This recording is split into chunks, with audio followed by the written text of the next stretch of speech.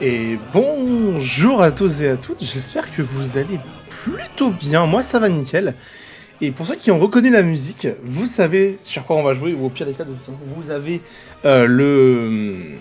comment ça s'appelle? Vous avez le nom du jeu dans le descriptif du stream. Donc nous allons nous retrouver pour Stanley Parable Ultra Deluxe, sorti il y a 2 jours. Alors malheureusement j'étais pas dispo pour pouvoir le jouer, mais ça y est c'est fait, là je suis prêt, je suis au taquet. Du coup on va se retrouver sur Stanley Parable, donc la version Ultra Deluxe, donc la nouvelle version du jeu qui est sortie. Et puis voilà, j'espère que ça vous plaira. Pour ceux qui ne connaissent pas un petit peu Stanley Parable, alors je vais essayer de résumer très brièvement, mais en vérité je pense que le mieux ce sera que vous découvriez avec moi le principe du jeu. C'est un mec que c'est Max 648. Oui, alors je t'explique Kylian. En fait, au démarrage du stream, en ce moment, je ne sais pas pourquoi, mais vous êtes limité à 600 et quelques. Et en fait, ça va monter après. Voilà, je pourrais pas te dire le pourquoi du comment, mais ça montrera après. Voilà, je sais pas. Quel sauvage pour commencer un live comme ça. Franchement, de nulle part, de nulle part. Du coup, pour ceux qui connaissent pas Stanley Parable, alors c'est simplement un jeu narratif où on va vous indiquer à peu près en gros une base, en gros pour avoir une trame principale. Mais en fait, sachez qu'il y a plein de possibilités. Le jeu a extrêmement d'ouverture d'idées, beaucoup de possibilités possibles, et du coup, on va pouvoir simplement profiter de ça.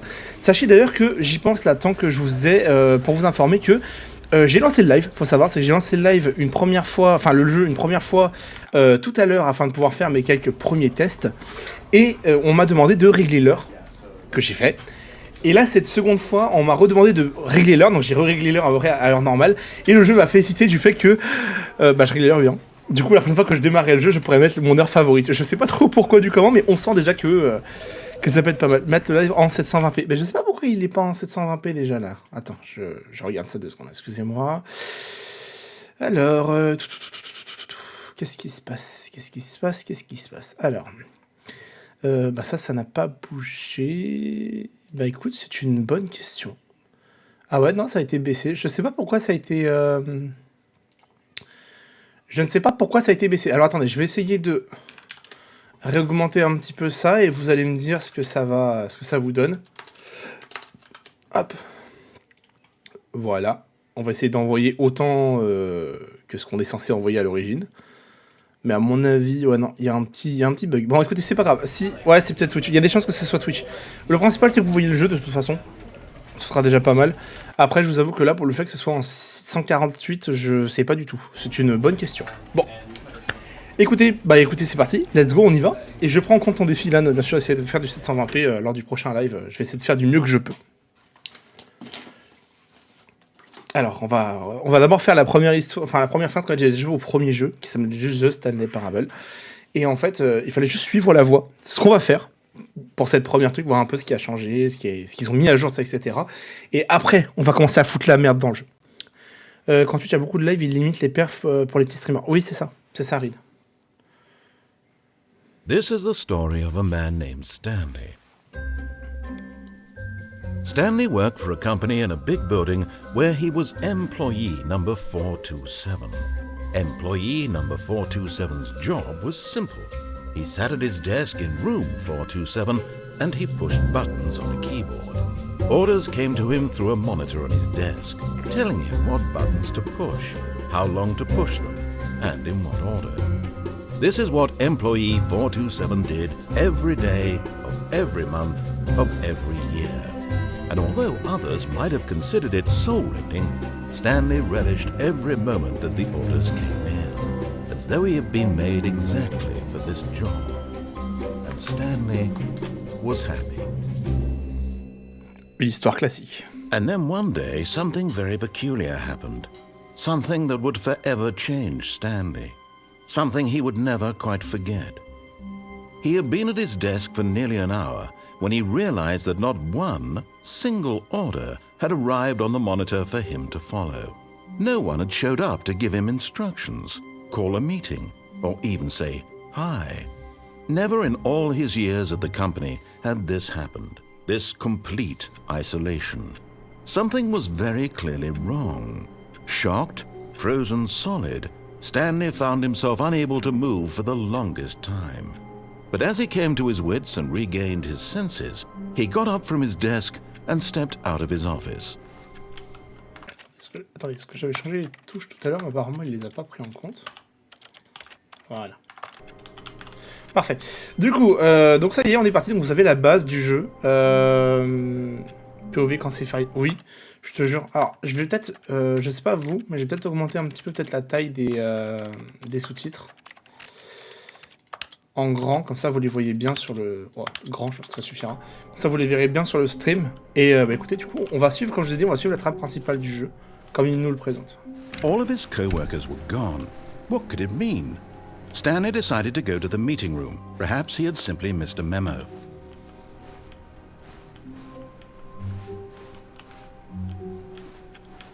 Alors je dis rien, parce qu'encore une fois, je vous laisse un petit peu découvrir le jeu... pour ceux qui ne connaissent absolument pas Stanley Parable. When Stanley came to a set of 2 open doors, he entered the door on his left.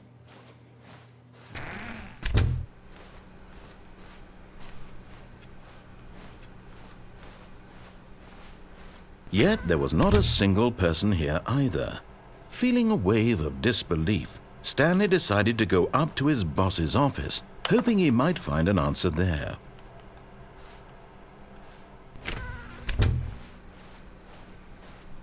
Coming to a staircase, Stanley walked upstairs to his boss's office.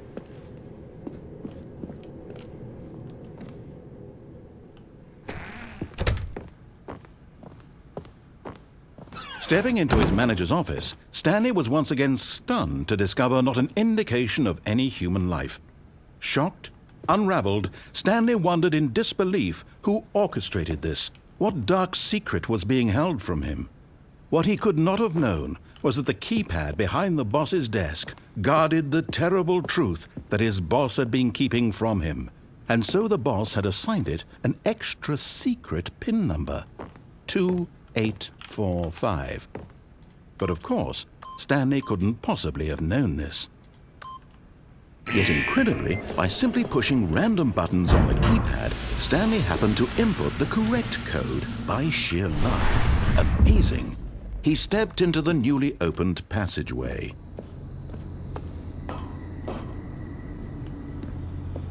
Et en disant retravailler les couleurs, c'est incroyable. Par chance, exactement. Par chance, voyons.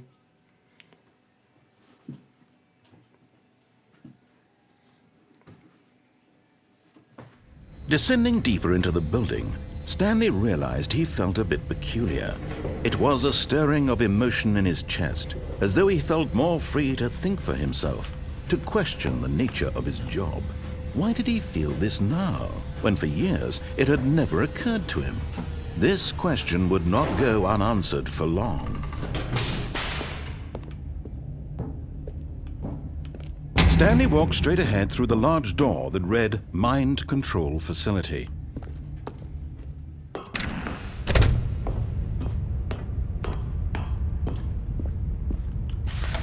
The lights rose on an enormous room packed with television screens. What horrible secret did this place hold? Stanley thought to himself. Did he have the strength to find out?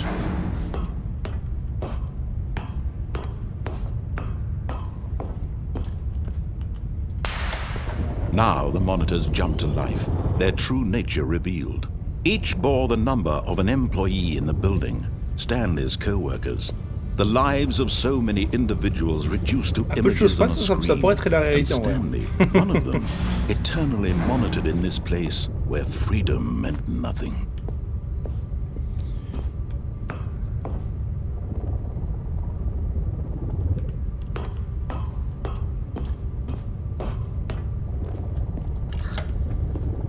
This mind control facility, it was too horrible to believe. It couldn't be true. Had Stanley really been under someone's control all this time? Was this the only reason he was happy with his boring job? That his emotions had been manipulated to accept it blindly? No, he refused to believe it. He couldn't accept it. His own life in someone else's control? Never! It was unthinkable, wasn't it? Was it even possible? Had he truly spent his entire life utterly blind to the world? But here was the proof, the heart of the operation. Controls labeled with emotions, happy, or sad, or content.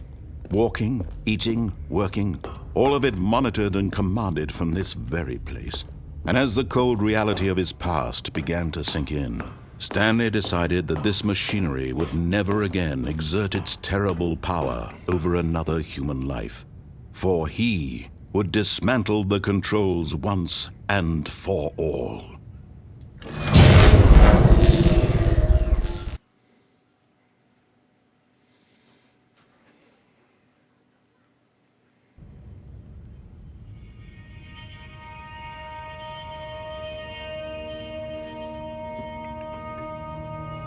Blackness and a rising chill of uncertainty. Was it over? Yes! He had won! He had defeated the machine, unshackled himself from someone else's command. Freedom was mere moments away. And yet, even as the immense door slowly opened, Stanley reflected on how many puzzles still lay unsolved. Where had his co-workers gone? How had he been freed from the machine's grasp? What other mysteries did this strange building hold? But as sunlight streamed into the chamber, he realized none of this mattered to him, for it was not knowledge or even power that he had been seeking, but happiness. Perhaps his goal had not been to understand, but to let go. No longer would anyone tell him where to go, what to do, or how to feel. Whatever life he lives, it will be his. And that was all he needed to know. It was perhaps the only thing worth knowing. Stanley stepped through the open door. Stanley felt the cool breeze upon his skin, the feeling of liberation, the immense possibility of the new path before him. This was exactly the way, right now, that things were meant to happen. And Stanley was happy. Voici donc la première fin du jeu, c'est la fin classique. Le jeu est terminé, hein, vraiment c'est aussi court que ça, mais c'est plus tout le reste qui va être long maintenant. Vous allez voir, c'est toutes les merdes qu'on peut faire. Donc c'est reparti. All of his co-workers were gone. What could it mean? Alors, Stanley decided to go to the meeting room. Perhaps he had simply missed a memo. No matter how hard Stanley looked, he couldn't find a trace of his co-workers.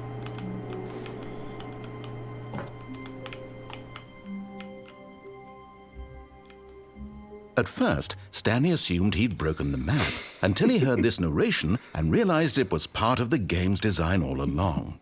He then praised the game for its insightful and witty commentary into the nature of video game structure and its examination of structural narrative tropes. So, now that you're here, what do you think? Isn't this a fun and unique place to be? Why don't we take a minute just to drink it all in? Okay, I'm over it now. What do you think? Are you sick of this gag yet? oh, tu marres cette blague. Non. Ah, then in that case, we'll continue. But now, here comes the real question. What do you think would have happened if you had told me that you wanted this to stop? Do you think it would have been particularly different? Would I have taken the same idea but rephrased it superficially to fit that answer? Perhaps you never would even have thought of it if I hadn't brought up the issue in the first place. Oh, now think about it. Will it be worth it for you to restart and then come back here just to do the other option? Clearly, this whole gag takes some time. What if the other option is even longer? How long will you spend in total just to have heard all the narration? Oh, and this is rich. Perhaps you've just played the other option, and now you've come to see what happens in this one. So, what do you think? Which choice was the better one? Imagine if you had selected continue on your first playthrough, how tantalizing it would be not knowing what happens when you pick the other option. Indeed, you are one of the lucky ones.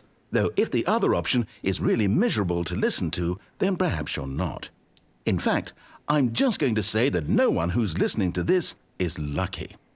Well now, I've built up the other option so much that I'm going to stop talking and leave you to your decision whether to come back here, continue with the game, or just sit in this spot forever and ever Cheers. Je sais pas ce que ça fait si j'attends. Attends, je vais mettre non. Ça marche pas si je remets non. Est-ce que je vais attendre ou pas? Ça, c'est un nouveau truc, en vrai, ça y était pas avant. Enfin, pas aussi long, en tout cas. Alors, faut savoir, c'est que du coup, le jeu Stanley Parable, il a tendance à beaucoup nous faire patienter, des fois. Pour avoir des effets, des trucs qui se passent, etc. Des actions qui agissent sur le jeu, tout ça. Là, j'ai juste glitché, sorti par la fenêtre, hein, pour un truc qui était prévu, en vérité. Prévu sans être prévu, c'est bizarre.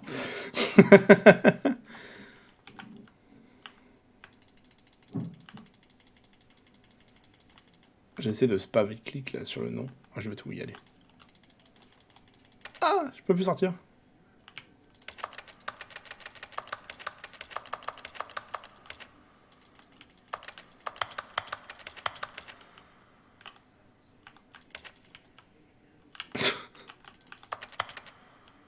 Bon, on restart. Il y a un ego quand tu spams. Ouais, je sais. C'est dans le jeu. All of his co-workers were gone. What could it mean? Stanley decided to go to the meeting room. Perhaps he had simply missed a memo.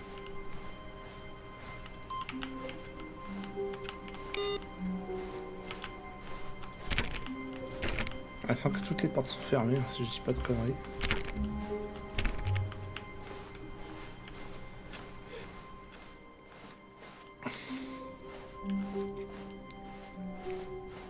When Stanley came to a set of 2 open doors, this was not the correct way to the meeting room, and Stanley knew it perfectly well.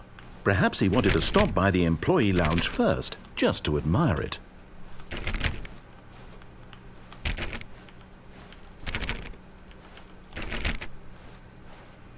Ah, yes, truly a room worth admiring. It had really been worth the detour after all, just to spend a few moments here in this immaculate, but eager to get back to business, Stanley took the first open door on his left.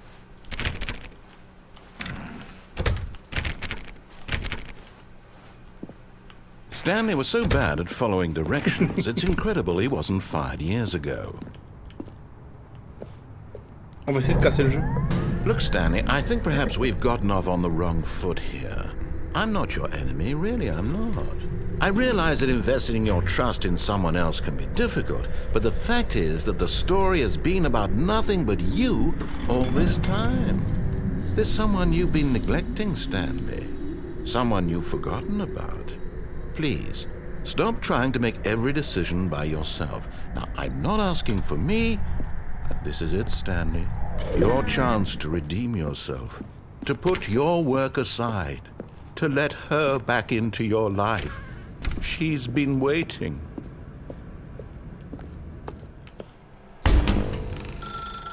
That's her, Stanley. You need to be the one to do this, to reach out to her. If you can truly Oh, no, you can't... Did you just unplug the phone? No, that wasn't supposed to be a choice. How did you do that? You actually chose incorrectly? I didn't even know that was possible. Let me double check. No, it's definitely here, clear as day. Stanley picks up the phone. He's taken to his apartment where he finds his wife, and the two pledge themselves to one another. Music comes in, fade to white, roll credits. Not picking up the phone is actually somehow an incorrect course of action. How is that even possible? None of these decisions were supposed to mean anything. I don't understand. How on earth are you making meaningful choices? What did you... Wait a second. Did I just see... No, that's not possible. I can't believe it. How had I not noticed it sooner? You're not Stanley. You're a real person. I can't believe I was so mistaken. This is why you've been able to make correct and incorrect choices. And to think I've been letting you run around in this game for so long. If you'd made any more wrong choices, you might have negated it entirely. It's as though you completely ignored even the most basic safety protocol for real-world decision-making. Or did you not grasp the severity of the situation? Well, I won't have that kind of risk on my watch. I'm going to stop the game for a moment so we can educate you properly on safe decision-making in the real world. Please observe this helpful instructional video. Choice. It's the best part of being a real person, but if used incorrectly can also be the most dangerous. For example, in this scenario, a hypothetical real person named Rupert has a choice. He could invent a machine that eliminates food shortages across the world to make life better for all people. Or he could spend years of hard work forgetting how to read. Which choice would you make? Remember that unlike here, the real world makes sense, and at no time should you make a choice that does not conform to rational logic. If you find yourself speaking with a person who does not make sense, in all likelihood, that person is not real. Allow the person to finish their thought, then provide an excuse why you cannot continue talking. Turn to a partner and practice saying, "My goodness, is it 4:30? I'm supposed to be having a back, sack, and crack." Excellent. Making choices on a regular basis is the best part to a healthy decision-making process. Most medical professionals recommend making at least 8 choices per day. Do you make more than 8? Less? And finally, if you begin to wonder if your choices are actually meaningful and whether you'll ever make a significant contribution to the world, just remember that in the vast infiniteness of space, your thoughts and problems are materially insignificant, and the feeling should subside. At this time, your instructor will guide you in an exercise to test and reinforce the material covered in this video. Welcome back. You may have noticed that this room has begun to deteriorate as a result of narrative contradiction. But not to worry. Now that you're properly informed on good decision-making, we're going to revisit a choice you made just a few minutes ago and see what the correct thing to do would have been. This way, please. Donc n'oublie pas de faire 8 choix par jour. C'est important pour la santé. Now that we know your choices are meaningful, we can't have you jumping off the platform and dying. Imagine the main character dying senselessly halfway through the story. That story would make no sense at all. We just need to get you home as soon as possible before the narrative contradiction gets any worse. Unfortunately, it seems this place is not well equipped to deal with reality.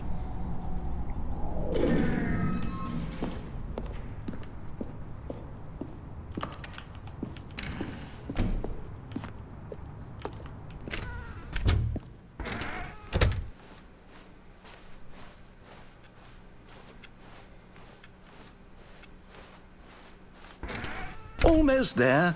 You'll take the door on the left, back to the correct ending, the story will have resolution once again, and you'll be home free in the real world. Now remember, all you need to do is behave exactly as Stanley would. That means choosing responsibly and always putting the story first. I'm quite sure you'll be up to the task. Just follow my lead and you'll be fine. All right. When Stanley came to a set of 2 open doors, he entered the door on his left. No! Why did you do that? Quickly, hurry back in the other direction. Perhaps we're not too late.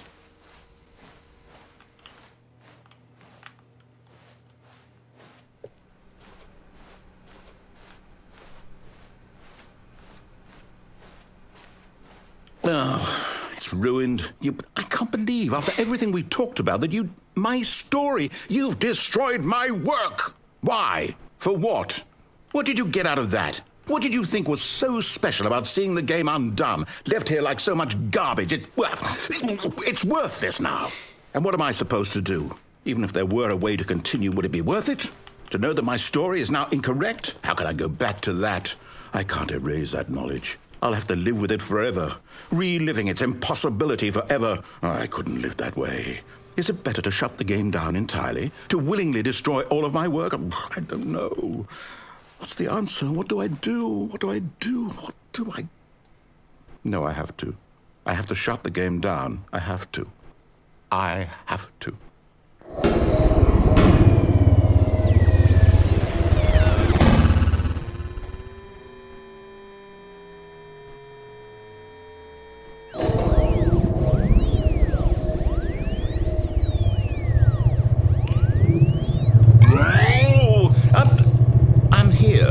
I'm still here in this pile of rubbish.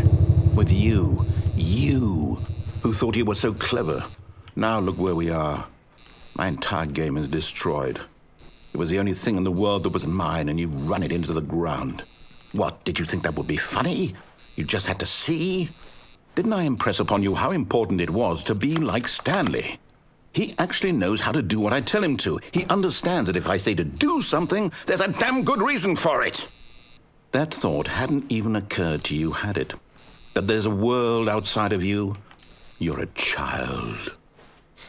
Oh, my story. If you'd just gone through the door on the left, you would have seen it. There was a whole underground facility. You would have destroyed it and been victorious. It would have been so perfect. I worked so hard on it. I tried so hard to make... behave exactly as Stanley would. That means choosing responsibly and always putting the story first. I'm quite sure you'll be up to the task. Just follow my lead and you'll be fine. All right. When Stanley came to a set of 2 open doors, he entered the door on his left. No! Why did you do that? Quickly, hurry back.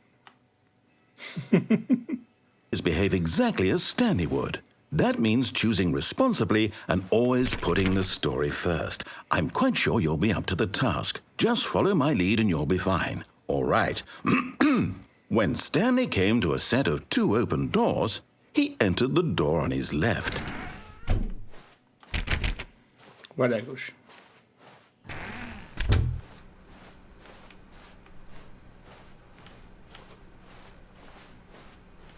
Yet there was not a single person here either.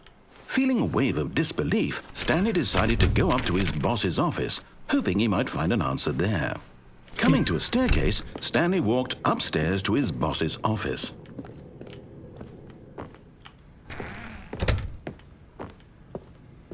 Stepping inside his manager's office, Stanley was once again stunned to discover not an indication of any human life.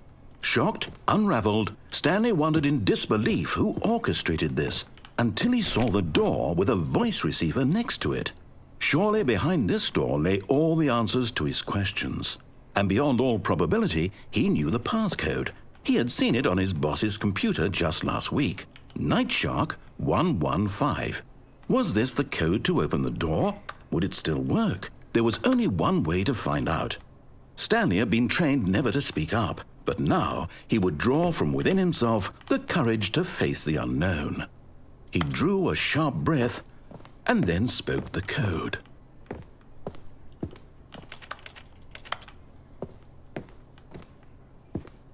Comme ça, fenêtre.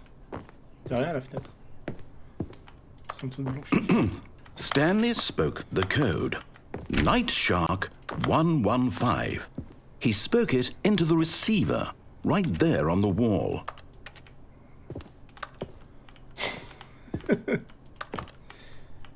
Night Shark 115. I'm sorry, is there a problem? You didn't mishear me, did you? J'ai pas parlé, mon perso. Speak the code into the receiver. Otherwise, we can't get on with the story. This is a crucial step.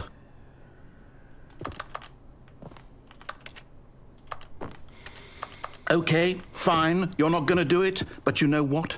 It's pretty humiliating to bring you this far, only for you to suddenly decide you have better things to do. I asked you for this one single thing, for your respect. The kind of respect Stanley shows for his choices. He knows what it means to take a story seriously.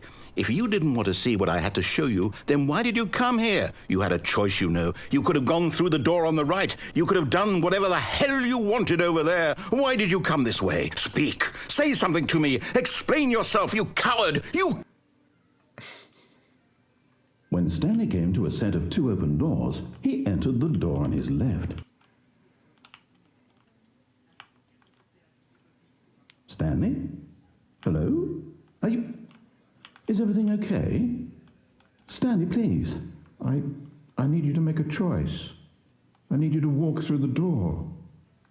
Are you listening to me? Can you hear me? Is everything all right?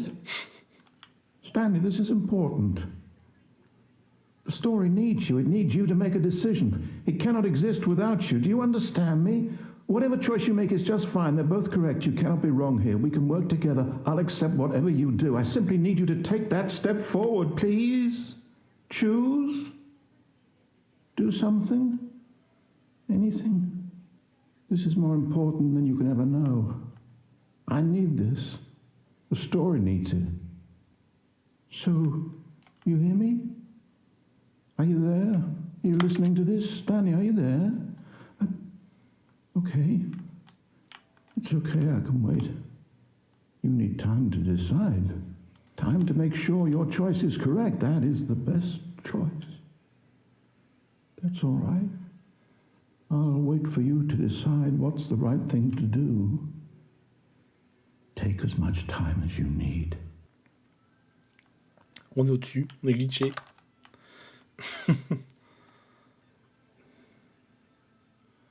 Et le jeu restart. Alors. All of his co-workers were gone. What could it mean? Stanley decided to go to the meeting room. Perhaps he had simply missed a memo.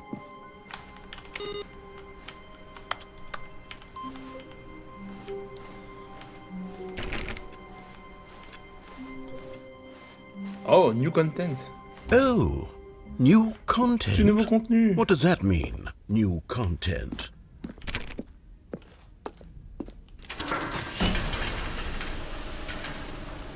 Du coup, je connais pas cette partie-là. Du nouveau contenu.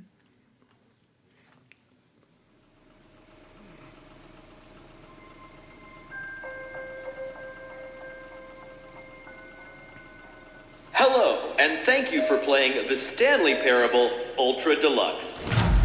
As you may know, the Stanley Parable was a video game released in 2013 on home computers. After receiving critical and commercial success, it was expanded upon in 2022 with the Stanley Parable Ultra Deluxe, a reimagining of the game for consoles and home computers. The Stanley Parable Ultra Deluxe features exciting new content that broadens and expands the world of the Stanley Parable, delighting audiences the world over. Please, step inside and see what thrilling new adventures await in the Stanley Parable Ultra Deluxe. Oh, well, this sounds delightful. I'm very excited to see the thrilling new Ultra Deluxe content. Moi aussi. Okay, so far it's an elevator. Nothing special yet, but I'm sure it's just the beginning of a mesmerizing adventure.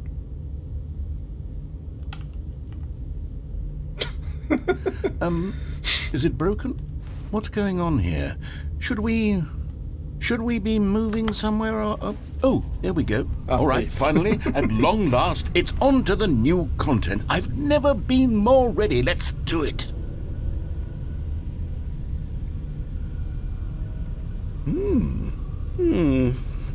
I have to say, initial impressions of Stanley Parable Ultra Deluxe, mostly tedious. It's as if, Oh, okay. Let's see the content. Give me the content, Stanley. All right, let's see. It's the jump circle. Oh, je peux sauter. C'est ça le nouveau contenu? Incroyable.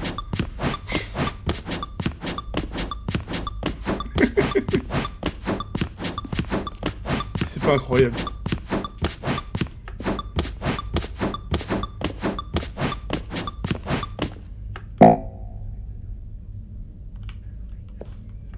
Ah, je peux plus sauter. D'accord. Bon, bah, génial. Is that it? Surely that's not all the new content. There has to be something else, right? Goodness. Another elevator. Stanley, I have to say, initial impressions of this game are not positive. It's just elevators and jumping. Is this what passes for exciting new content? If this is new content, then I could just read you the whole dictionary. There's 20 hours of new content right there. Hell, I could count to 30 trillion. You could put that on the box. The Stanley Parable Ultra Deluxe, now with over 1,000 hours of new content. And oh, wait. There's more. Very good. Yes. I knew there had to be something else. Let's see it. I'm ready for whatever it is. That's it? Oh, you've got to be kidding me. You see, Stanley?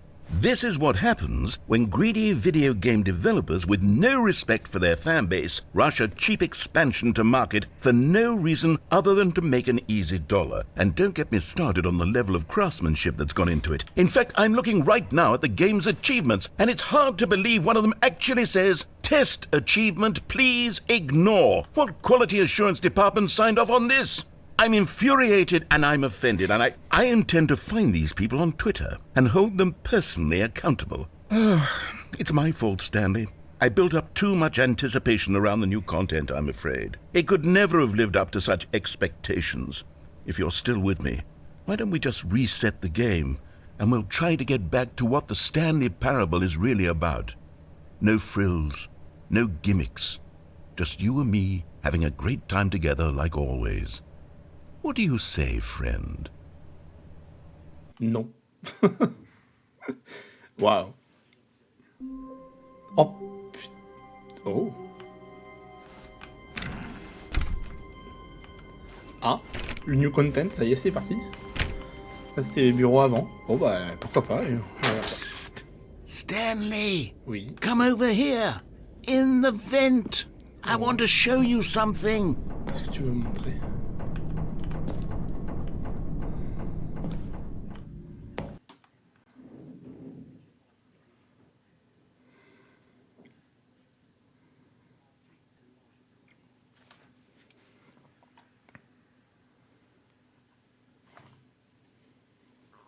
Alors, qu'est-ce que tu vas me montrer? Ça serait quand même incroyable qu'un jour, il y ait vraiment un développeur qui te sorte un DLC pour te dire « Faites juste 20 sauts sur un jeu où tu peux pas sauter de base. » Ça aurait été incroyable. Franchement, ce serait incroyable. Oh là là. Il y avait du temps à charger, là. Ah, ça y est.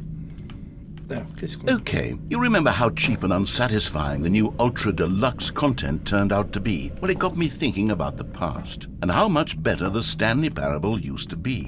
So I made something special and tucked it away here where the game's developers won't find it.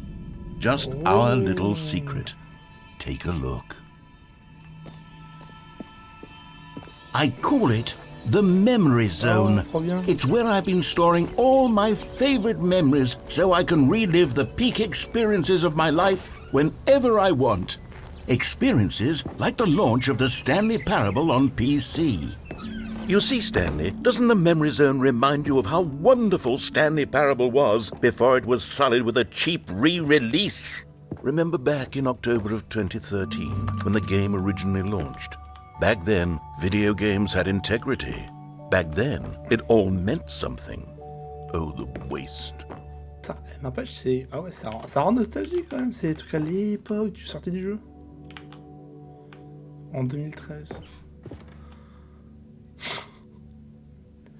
Ah, je sais pas ce qui me choque le plus. L'époque de Mozilla ou l'époque du site internet?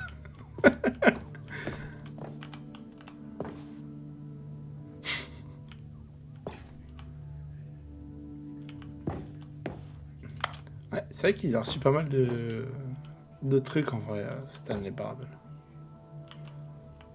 Quand il est sorti. Bah, c'était original pour l'époque en vrai. Hein. C'était original.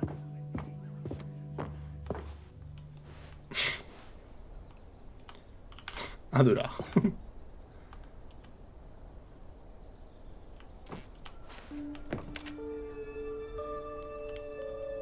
Démonstration. Alors, j'avais pas joué à la démo par contre, mais. Ah, alors j'ai toujours pas ce succès-là. Go outside. Il existe vraiment. Faut savoir, c'est que sur le premier jeu, ce succès-là existe vraiment. Faut pas jouer au jeu pendant 5 ans. Et là, t'as un succès inachevable. Tu peux pas avoir ce succès. Voilà, il est là.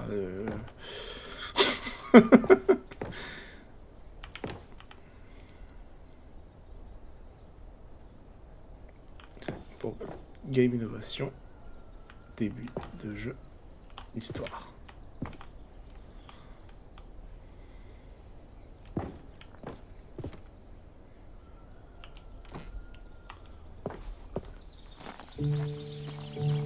Ah, c'est vraiment le jeu à l'origine. Petit piano, il l'a caché là. Je suis dans la And over here is where I keep reviews of the Stanley Parable. Like this stunning triumph of games journalism, 10 out of 10 from Destructoid.com. James Stephanie Sterling writes, and I quote, "Where so many games that aspire to be more than games end up less than any form of art, Stanley Parable strives and then succeeds to be every game ever created." Did you hear that, Stanley? Every game ever created. That's how grand and all-encompassing the original Stanley Parable was. It was literally every game ever created. It was Skyrim, it was Persona 3, it was all of them, and now it's nothing. It's no games at all. It isn't even the Stanley Parable anymore. It's just a husk now. A lifeless husk with an hour of new elevator content.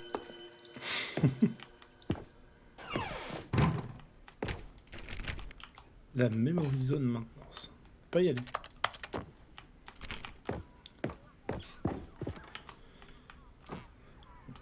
Ah voilà, ça je le connais. C'est le même menu qu'on avait là, mais un peu plus ancien. Alors ça, pour ceux qui ne connaissent pas, en fait, c'est en gros, si vous tapiez une ligne de commande pour rentrer en cheat code en fait dans le jeu, vous allez dans cette salle, c'est la... Comment ils appelaient ça? C'était la salle... En français, c'était la... En gros, ils vous faisaient la morale sur le fait de cheater, que c'était pas bien. J'ai plus le nom exact de la salle. C'était marrant, par contre, comme moment. Personne n'ose dire. Ah, il y a mis tous les boutons et tout. Ah, ils en ont fait comme un grand musée, en fait. C'est fun. Ça, je crois, il me semble, si je dis pas de conneries, hein. Ça, c'est le genre d'interface que tu as avec Blender. C'est un logiciel pour faire justement tout ce qui est jeu, tout ça.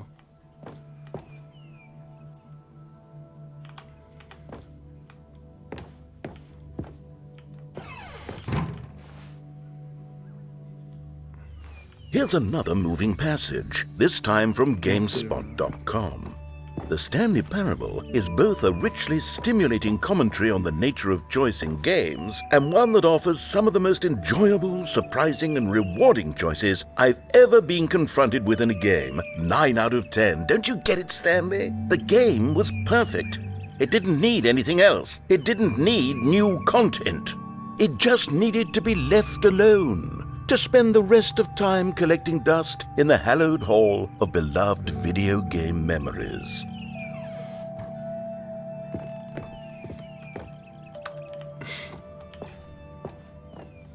Au moins, ils se sont fait plaisir, les... Ils se sont fait plaisir, les développeurs. Ah, c'est ça, la Serious Room. C'était comme ça qu'elle s'appelait. C'est dommage, on peut pas y aller.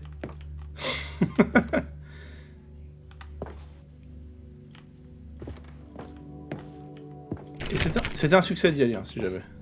Oh, these were simpler times, Stanley. But I wouldn't give to go back, to have it all over again. Wait, hang on. I don't recall this part of the memory zone before. What's this? What's down here? Oh merde. Oh no. Oh, God, no. Stanley, it's a collection of reviews from Steam, the online video game distributor. I haven't looked at these in years. I can't even imagine what's been collecting down here. Surely these reviews were glowing as well, weren't they? Vu la gueule du truc, oh là. Honestly, I could not be bothered to play this game to full completion. The narrator is obnoxious and unfunny, with his humor and dialogue proving to be more irritating than entertaining. Unfunny! I'm not trying to be funny. I'm trying to make a serious work of art. I suppose I could write up a handful of gags to insert into the Stanley Parable, but the game is already such a densely layered web of profound philosophical insights that I can't even imagine where I'd have the room to stick them. Ça me fait trop rire. Les reviews Steam. L'enfer.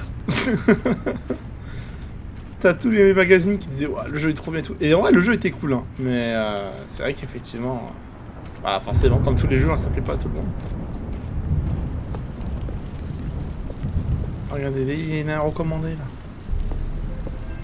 là. Okay, let's see what this one says. While the idea for the game is good, for someone who prefers non-linear games, this preachiness gets annoying fast. Preachy? Stanley, I'm not preachy, am I? You can tell me if I'm preachy. Honestly, you can. Oh, goodness. This is actually quite shocking for me. To be honest, I had always thought of the game's dialogue as being rather terse to begin with. You can't know how much fluff I cut from the game to get it to feel as light and airy as it... Well, I always thought it did, but maybe it wasn't. Oh dear. What an awful memory to have to hold on to. These black marks on my otherwise unimpeachable track record. I feel like a failure. Like I let these people down. Perhaps the Stanley Parable isn't quite as sterling as I always remembered.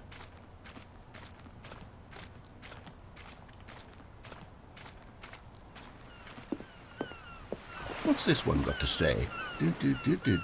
You constantly have to stop doing anything so the narrator can catch up with his long-winded explanations of what's happening.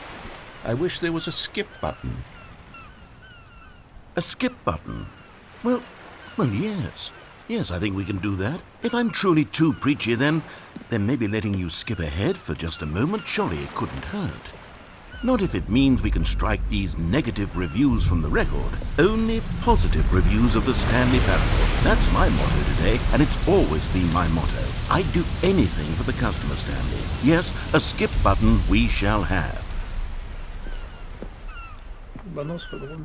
Le bouton passé. And here it is. Go ahead and give it a shot. I'll pop you forward in time so that the second my incessant droning starts to bore you, with just the push of a button, you'll have zipped right past it. It's what the players have been asking for, and I'm very proud to have delivered.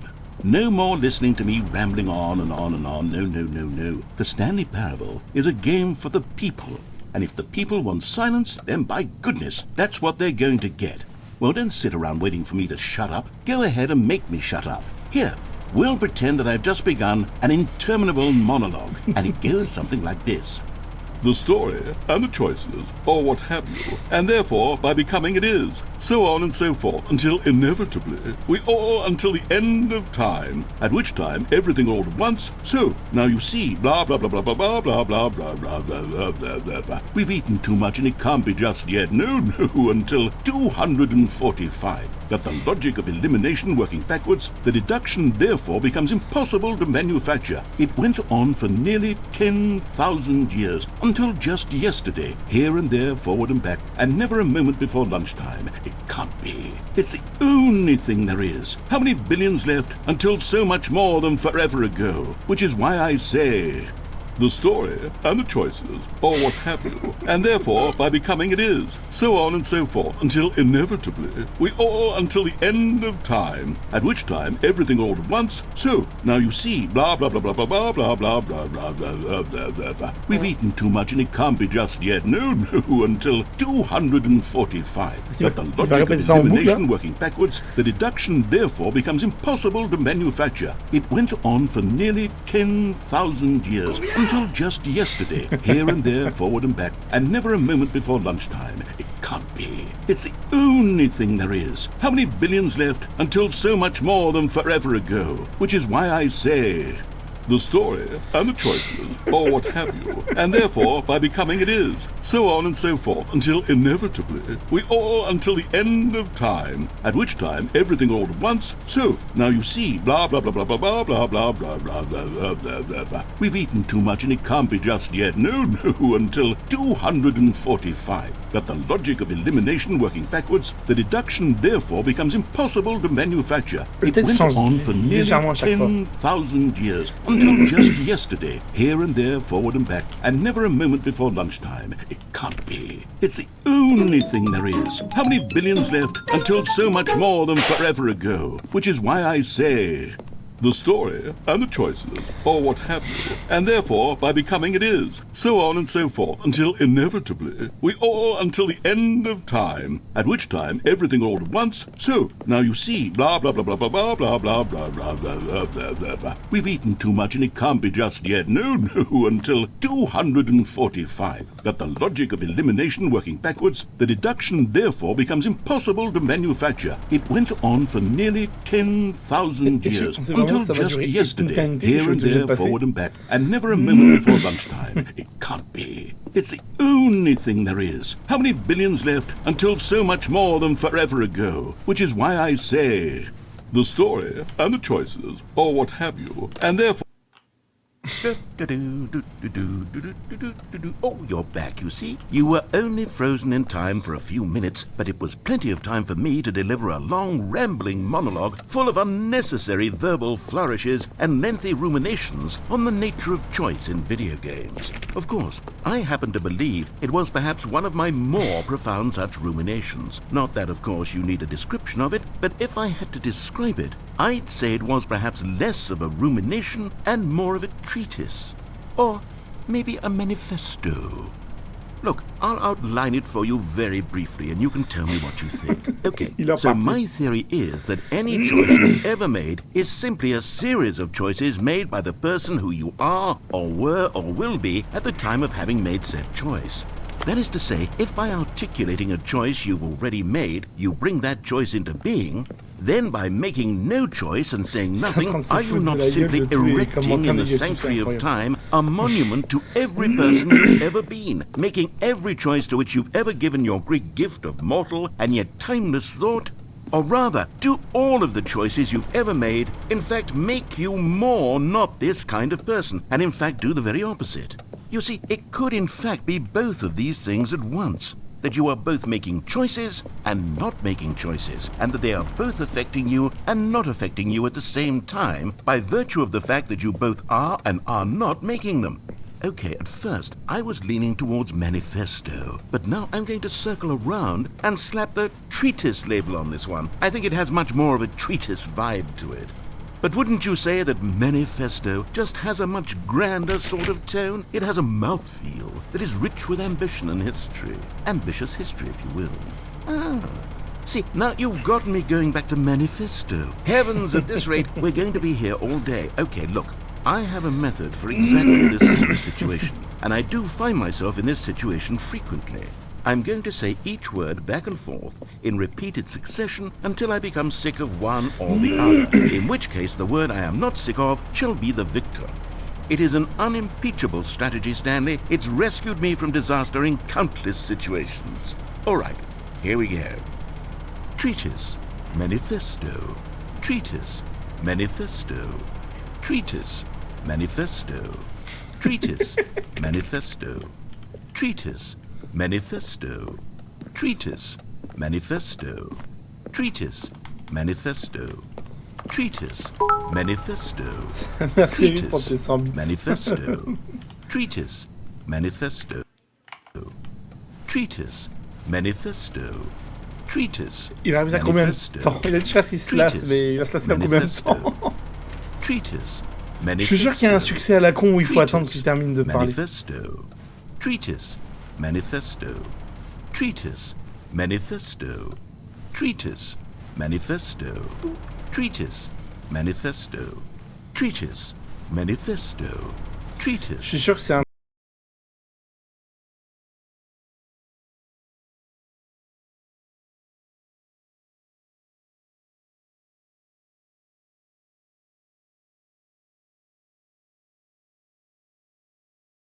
Treatise, manifesto. Treatise, manifesto.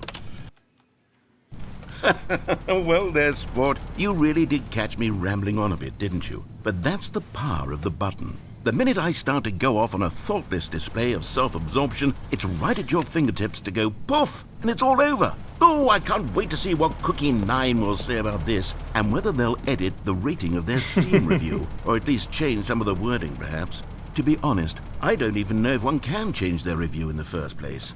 I guess I should become better educated on exactly how Steam works. Perhaps that would have been the smart thing to check on before I went about this whole exercise of making the skip button. Although I have to imagine that after seeing this exciting new technology at work, surely whoever it is runs Steam will instantly run out and implement a new feature to make it possible to edit one's review, merely because of this very situation. Yes, I think that's quite likely.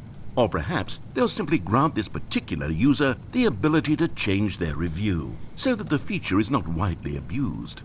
Look, I would even be okay with Steam altering this particular review so that it reads as something more beneficial. Something along the lines of, this game is the best game. Let me start over. How about this?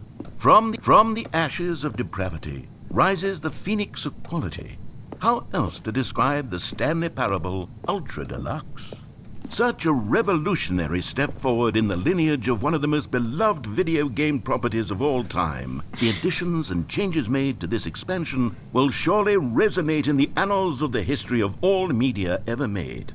It is perhaps true to say that no mistakes are forever etched in stone, for the stone into which the Stanley Parable was carved has itself been transmuted, offering a message of hope to those who have ever erred in their judgment.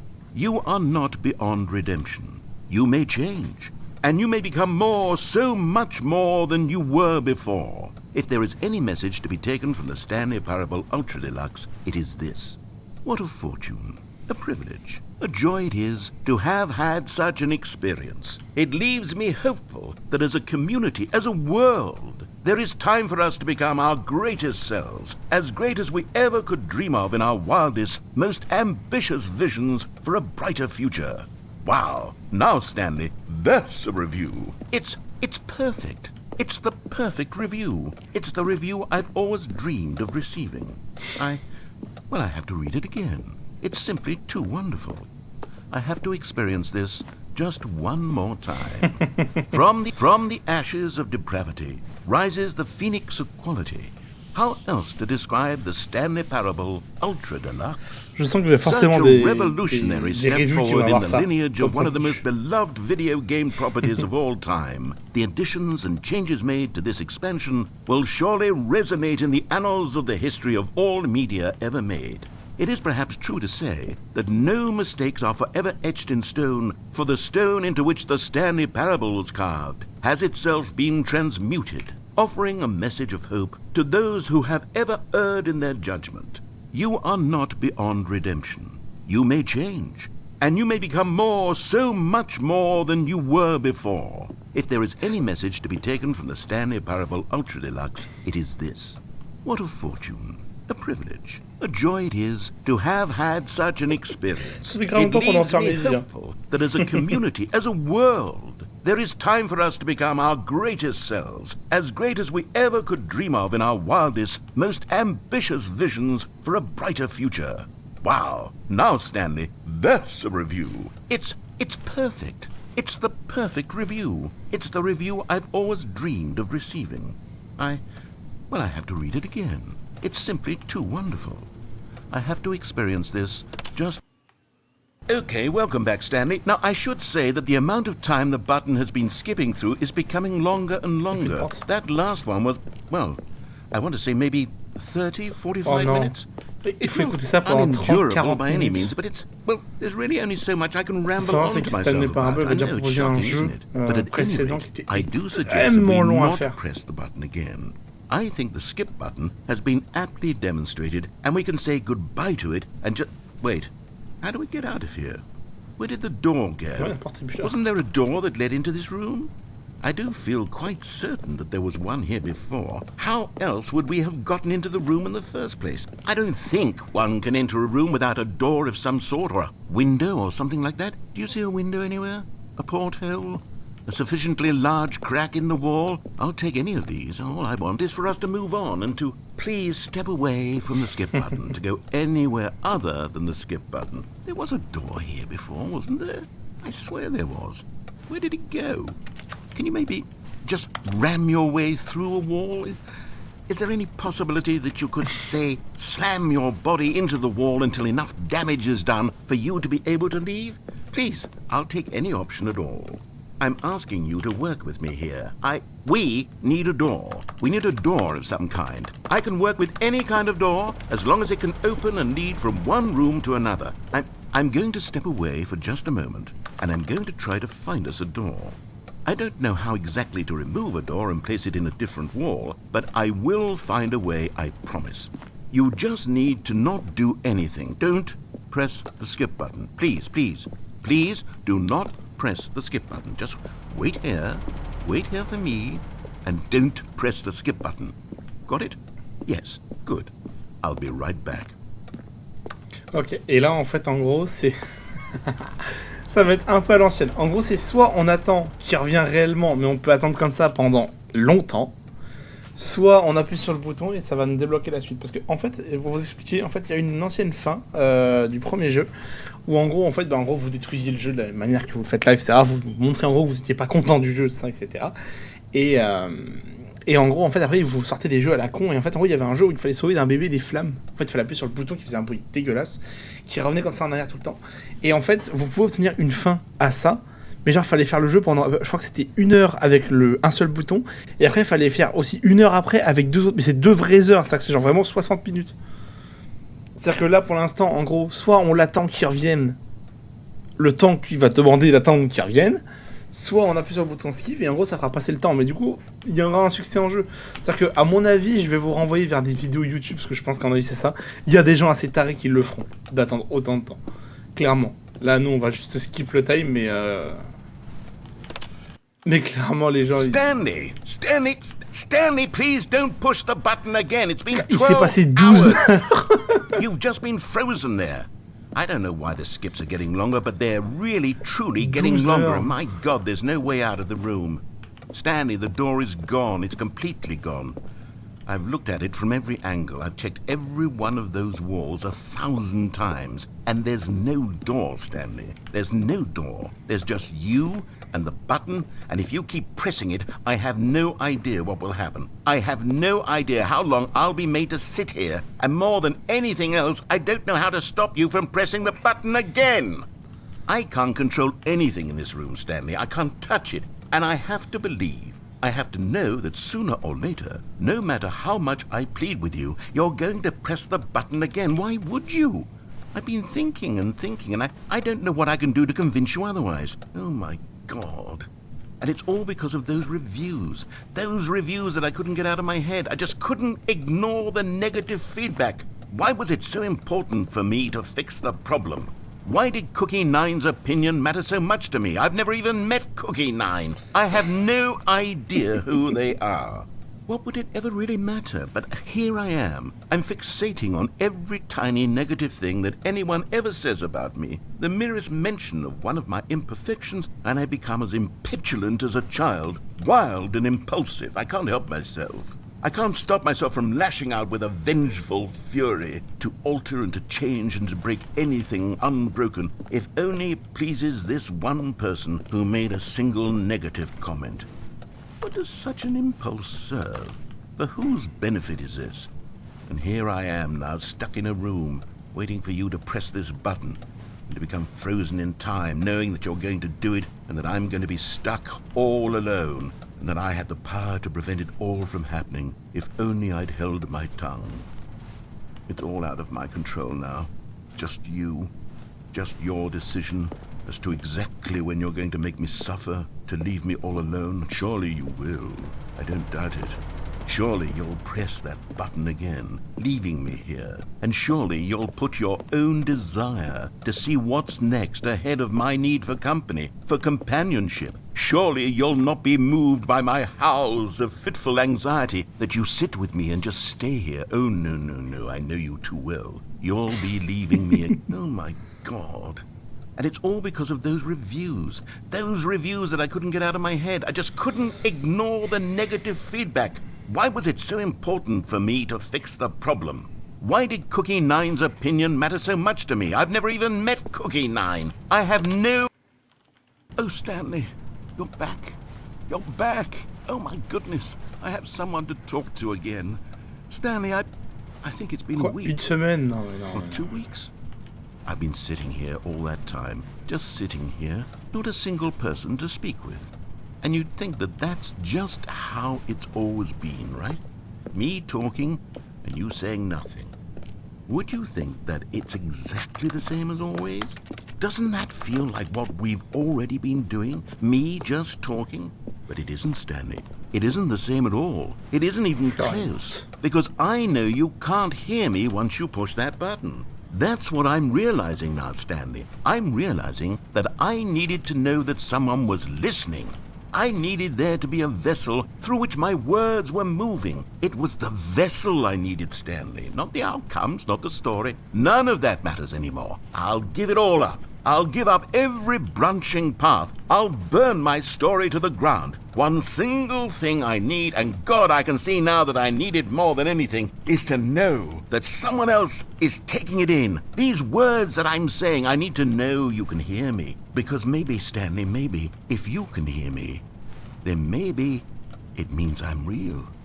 Maybe I'm not just a fiction. Was I scared of that all along? Perhaps, yes. Perhaps I've been scared this whole time, that if I stop speaking, I'll slip backwards into the silence and be consumed by it. I can't be taken by it, Stanley. I can't lose myself in the stretch of emptiness between you and me. When you press that button, you're still right there, but I know you're so tremendously far away. And in those moments, the emptiness folds itself outward in between the two of us, and I am suspended in its unyielding quietness. I can feel the edges of my reality curdling inward and decaying. I can tell that I am becoming less and less real. Yet to speak to you now, I am alive. I am truly and completely here. I am a being. I am someone. I am something. I am being listened to. I am being recognized. The emptiness between us has collapsed, and I feel right now like I am not a work of fiction. I feel as though I occupy space in this world again, and I have cast a shadow onto the wall. You see what I'm saying, don't you? You can see what this means to me. I'm so clear about it now, Stanley. I feel as certain about this as I've ever felt about anything at all. I feel renewed. I feel restored, and already I can sense the looming silence as you will press the button for the next time. What a terrible dread it strokes in my heart to think of it, to think of returning to such coldness. Come, let us sit in silence together here for just a moment. Let us anticipate it. Let us welcome it. Let us not run from it.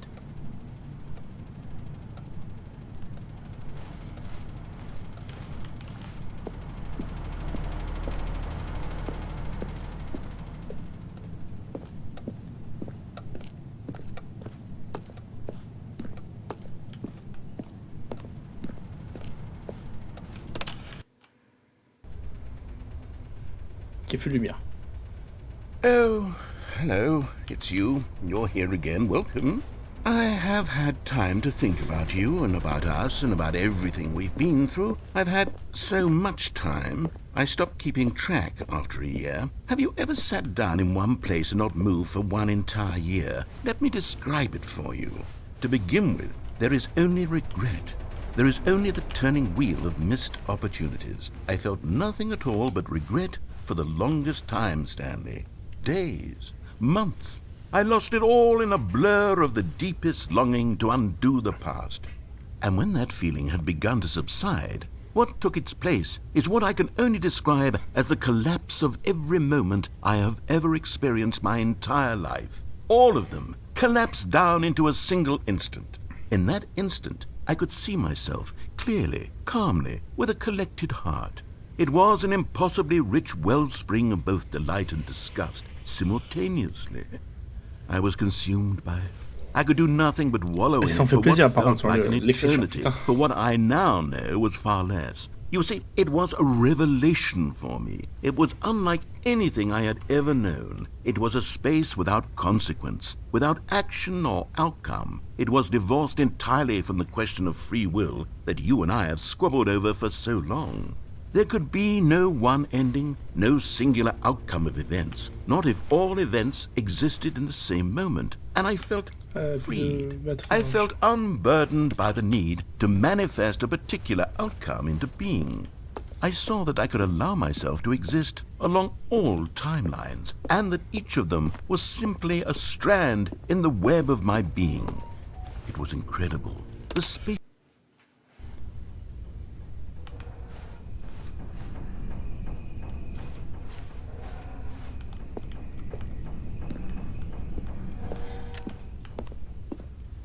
Il n'y a plus rien.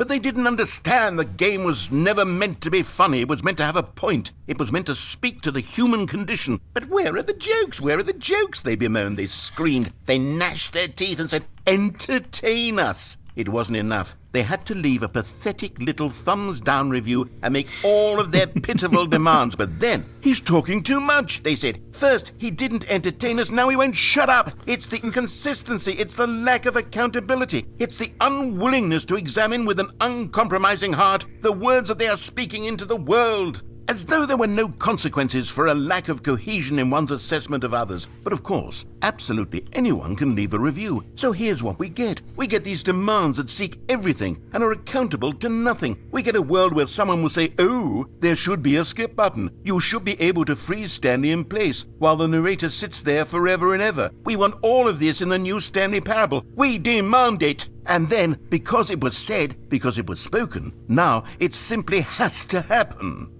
The most immediate desires, every single thing demanded by every person.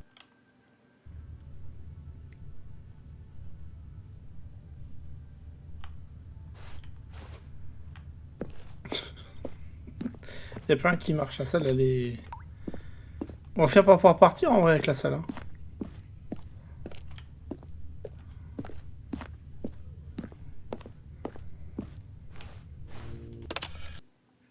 The end is never the end, is never the end, is never the end, is never the end, is never the end, is never the end, is never the end, is never the end, is never the end, is never the end, is never the end, is never the end, is never the end. Il est en train de devenir taré le narrateur.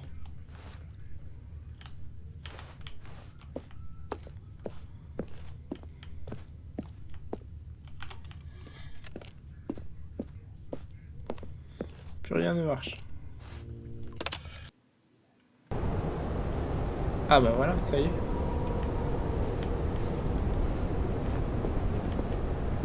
Le bâtiment commence à pourrir.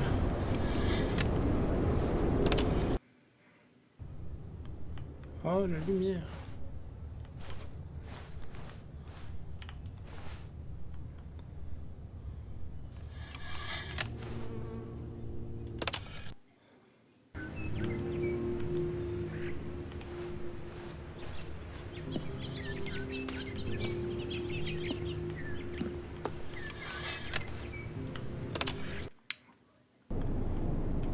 Oula, bah alors.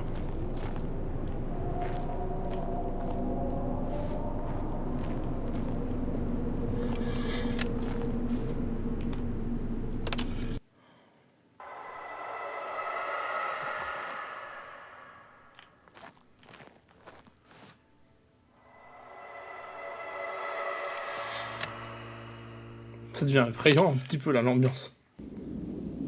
Ah, ça y est.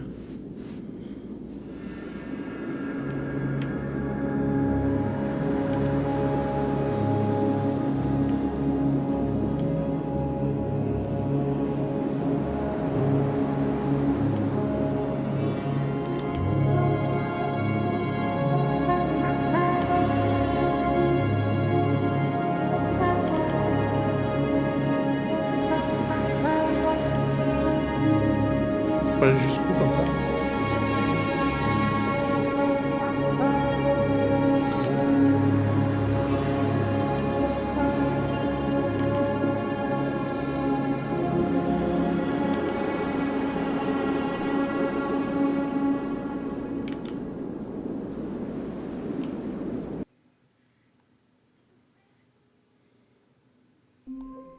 Ok, le jeu restart. Bon bah écoute, pourquoi pas. C'est une des nouvelles fins du jeu. All of his co-workers were gone. What could it mean? Stanley decided to go to the meeting room. Perhaps he had simply missed a memo. Oh, the new content. Oh, good. You notice my sign. Yes, I have something very exciting to show you. C'est le nouveau content. Qu'est-ce qu'on va avoir cette fois?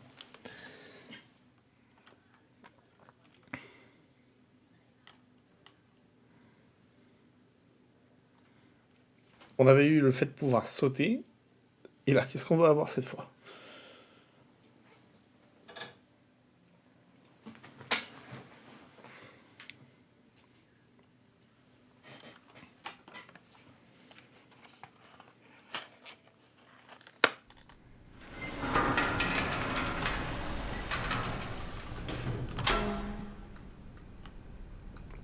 Donc après, ils nous ont skip toute la phase où on a toute la présentation du nouveau contenu. You see, Stanley, I've been reflecting on the Stanley Parable and about how roundly disappointing this ultra deluxe version has turned out to be. The original Stanley Parable was a landmark, and any new content for it should live up to that legacy. So forget this ultra deluxe nonsense. I say we take it one step even further. Which is why I'm very proud to announce for the first time ever, the Stanley Parable 2.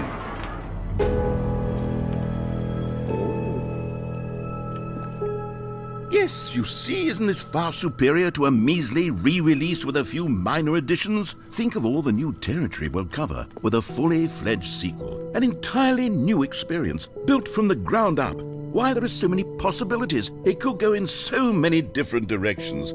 This is what fans have truly been asking for.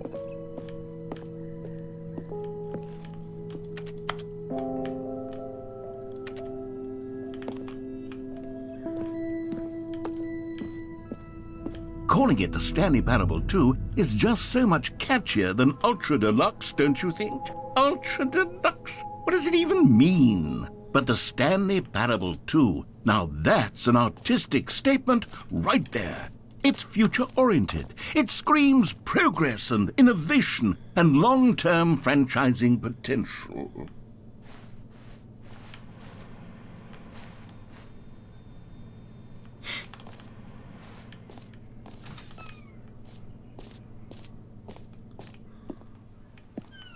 Et il est où mon bureau?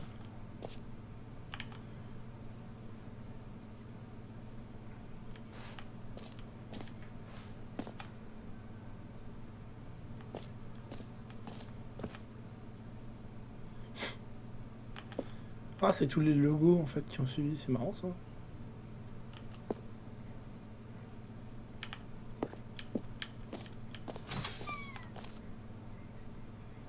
Stanley Parable les deux avec un deuxième.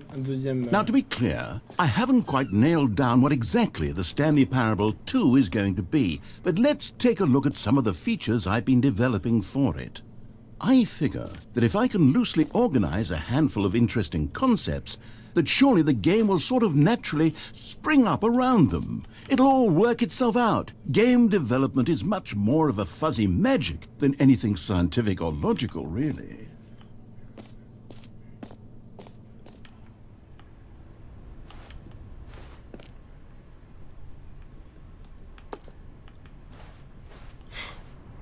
On peut prendre le bus? Ah non, c'est pas là. Le tapis rouge.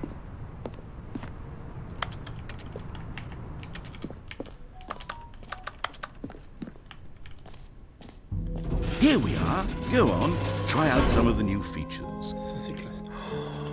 Quoi? Mais non. Tu vas pas me dire que là tu peux aller... Mais non mais... Attends, mais comment tu sais où tu vas aller? Tu peux aller partout. Par contre, est-ce que vous pensez que le QR code marche réellement là? Attendez. Je vais faire le test quand même. Voir si vraiment ça fonctionne ou pas avec mon téléphone. Attendez une seconde.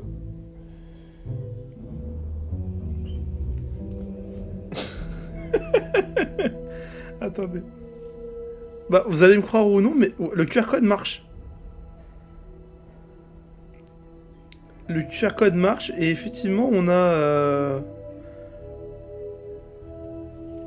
le site c'est stanleyparable2.com si vous voulez aller jeter un oeil. C'est ultra fun. Mais par contre du coup comment on va où du coup? Parce que là il y a beaucoup trop de possibilités là. On peut aller... No screenshot. Et si j'en fais un il se passe quoi? C'est quoi c'est...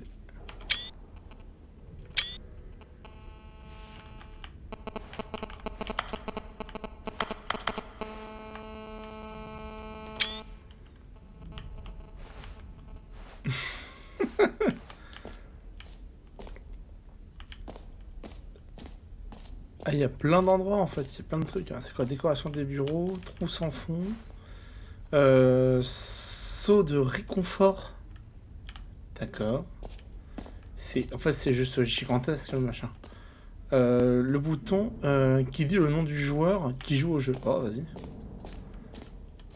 C'est ultra long, mais vas-y, pourquoi pas, ça peut être marrant. For the Stanley Parable 2, I asked myself, what do players really want? And of course, the first and most obvious answer is that they want to be individually recognized and validated as people.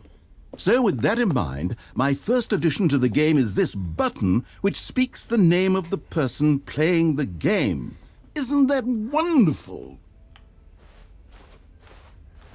Jim. Sorry, I should have clarified. Right now, the button only says the name Jim. But of course, in the final game, this button will say your name, whatever name that is. Here, let's have you role-play as Jim to really simulate the full experience of this feature. Just play along. I promise you'll love it. Okay, here we go. Let's take a deep breath, clear your mind, forget whoever you are, and simply become a person named Jim. I want you to imagine yourself living as Jim, sleeping and waking as Jim, falling in love and being heartbroken as Jim, seizing all of the world's possibilities as Jim, and as Jim watching your dreams crumble into dust. Do you feel it deeply? Are you really, truly Jim right now? If so, then please step forward and press the button. Jim. Il a dit mon nom. Yes, you see? What a thrill, what a rush. That was you. The button described you. Do it again, do it again. Jim. Oh, it hits even harder the second time. If this were the only new feature in the Stanley Parable 2, it would still be worth the money. Let's take a break from the Jim button. I'm too emotionally drained from all of this personal validation. Ils ont ouvert la porte à l'entrée. Ouais, c'est bon. Du coup, nous sommes Jim. Whoa there, cowboy. Sometimes a person can be too much Jim. I'm putting the Jim button away. Otherwise, soon you'll start to lose all sense of who you actually are. Jim. Non. On peut pas être plus Jim que là. Fais chier. Du coup, il y a des gros boutons, des petits boutons et des boutons moyens. C'est marrant. Bon, ça peut cacher des easter eggs en vrai, ça peut être sympa. I suppose I could allow only people named Jim to play the Stanley Parable 2. That would actually save me the work of finishing this feature. Alors, c'est le saut de réconfort de Stanley Parable. Alors, on va voir le saut de réconfort, qu'est-ce que c'est? A common complaint of the Stanley Parable was that it was confusing and paradoxical, that it engendered a chaotic sense of reckless despair in those who played it. Well, I am happy to say that after much consideration, I've engineered a clever solution to this fundamental problem with the game. It's the Stanley Parable Reassurance Bucket. You see, Stanley, anytime you're holding the bucket, a sense of calm and ease will fill your mind and your heart. It's true. As long as you hold on to the bucket, the many disorienting contradictions of the Stanley Parable will feel perfectly normal and perhaps even comforting. You may even come to long for the gentle embrace of jarring cognitive dissonance while the bucket is in your arms. And to be honest, it's a much more convenient solution for me than actually redesigning the game to be less uncomfortable. Can you imagine what a pain in the ass that would be? Yes, the bucket is the perfect solution. Come on, give it a try.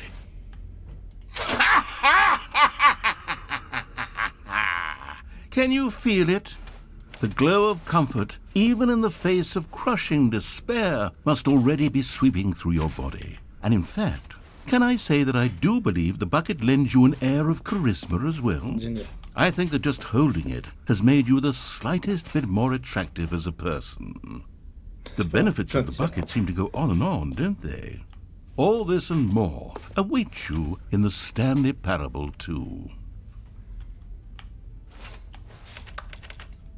Ah, regarde le saut. Ok, bon bah. Regarde le saut. Nous sommes Jim avec un saut. Does anyone give out awards for most enjoyable bucket in a video game?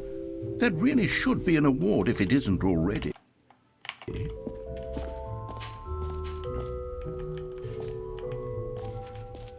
Okay, I'll be honest, I haven't yet decided on this one.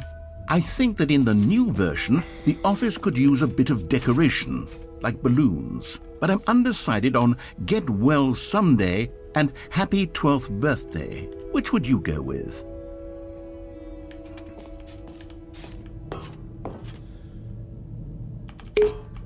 You know, sometimes when you solicit another person's opinion, it makes you realize that you knew which one you actually really wanted all along. Get Well Someday it is. J'ai foutu des ballons partout. Or actually, maybe I should have gone with... No, I've made my decision, we're moving on. Ah, le jump circle. You know what? Let's bring the jump circle back for Stanley Parable 2 as well. It's... Oh, wait. You already spent all your jumps the first time we saw the jump circle. Oh well. I suppose it can just be a nice decorative piece then. Tant pis. Alors, Free New and Easy Achievement. Allons voir ces achievements gratuits. Alors, lever le levier et recevoir un achievement. Pas d'étape de plus. Ok, bon, on y va là. Now here's something special. You remember that broken test achievement that got left in the game on accident? Well, I'm developing a technology to simply give you the achievement. Yes. You see, you'll come to this lever, and when you pull it, the achievement will be given to you. It's as simple... Okay, perhaps I should have clarified. This is technology that will exist. Right now, the achievement is still fully broken. I'm not a wizard, Stanley, but I guarantee it will be fixed in the sequel to at last satisfy the hordes of ravenous fans all over the world who have been uproariously demanding this feature. Gamers, we hear you, and I promise it will happen.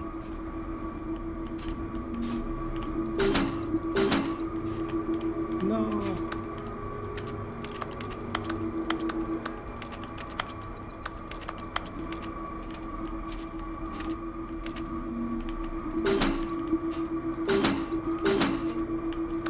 Tant pis, on n'aura pas le droit à l'achievement gratuit.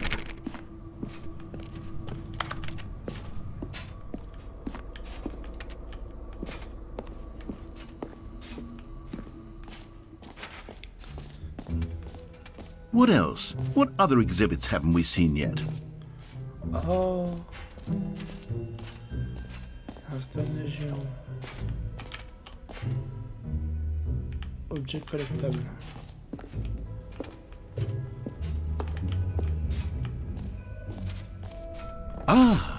Collectibles.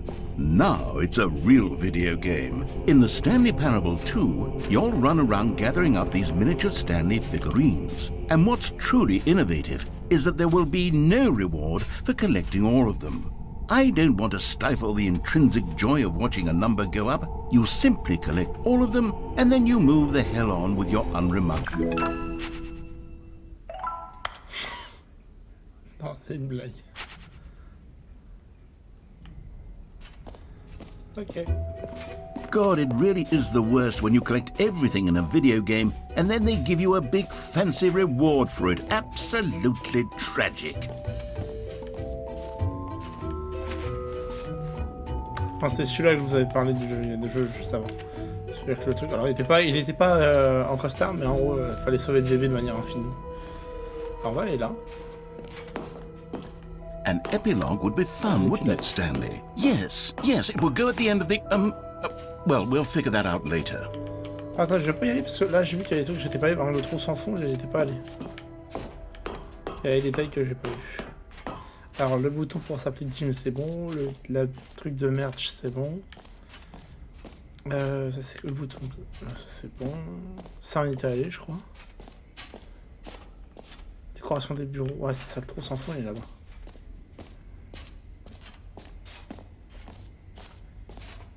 Il est là.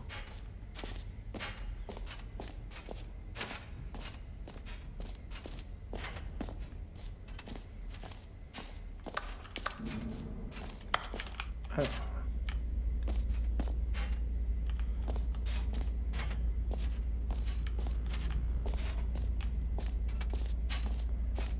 Stanley, here's an idea that I'm truly fond of. It's never been done before in a video game. This is, in fact, a hole that you can fall down forever. That's right. Infinite falling. You can fall until the end of time if you like. A stunning leap forward for video games as a medium. Est-ce qu'on y va ou pas? Allez, on y va.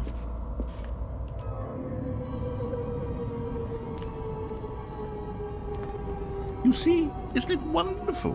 One of my more ingenious concoctions, if I do say so. Now then, since you've gotten to see the infinite hole, you can press the teleport button to pop back up to the top, and we can continue onward. Now, I don't mean to be a bummer, but I do recommend you use the teleport button to go back to the top. Maybe do it on the sooner rather than later spectrum of things.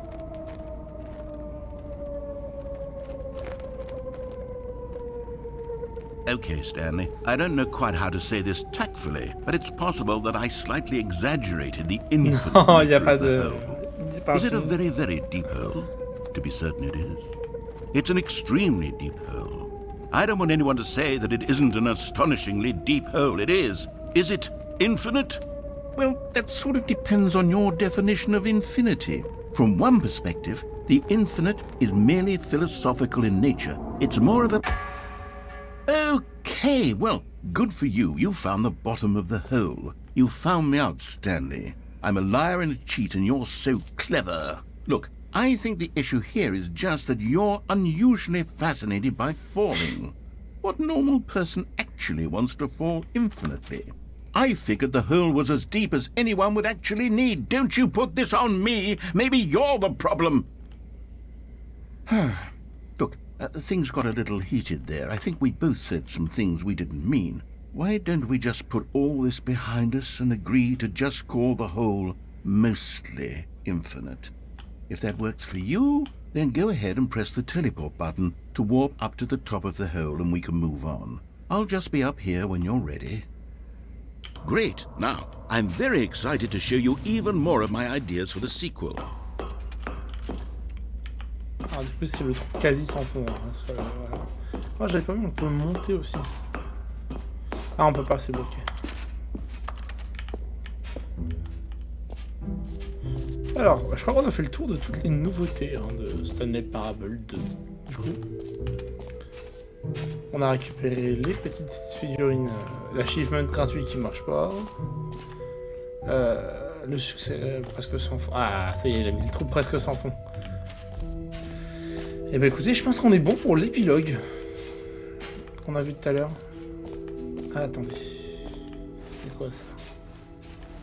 La sortie, ok. Ah, c'est... D'accord, il y a la sortie et l'épilogue. All right. Have you seen everything you wanted to? Ready to move on now? Oh, mais attendez, j'ai pas... Non, je vais redescendre. Je vais refaire l'épilogue quand même, parce qu'on l'a pas eu du coup. Ça nous est passé par là-bas en face, en fait, c'est pour ça.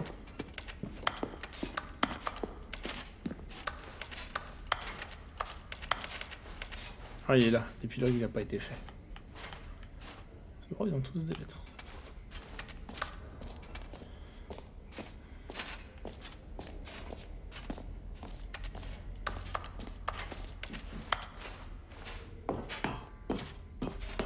Hop là, c'est parti.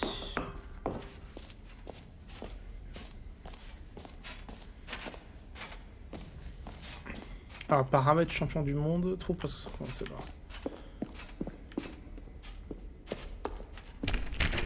Mais non.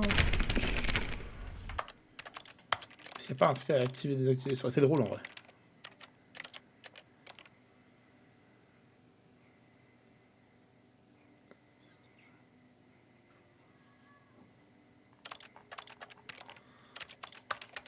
Non. Bon, on pourra pas y aller. Bon bah on a fini alors. Sortons de là.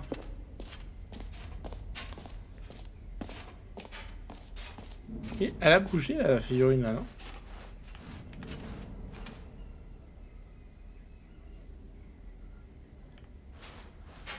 Elle me suit ou elle tourne juste normalement? Ah non, elle tourne de manière classique. En fait, c'est juste... Ouais, ok, d'accord. Elle bougeait pas tout à l'heure, c'est pour ça.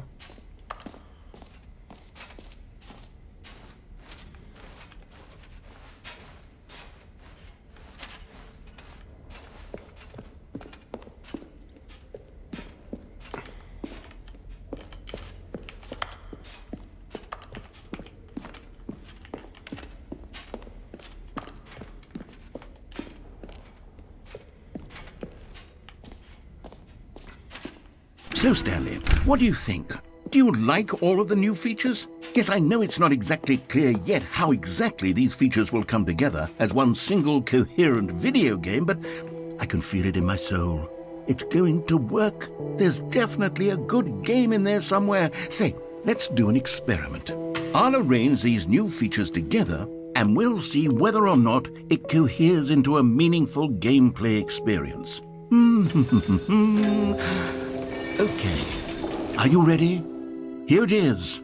I give you the Stanley Parable 2.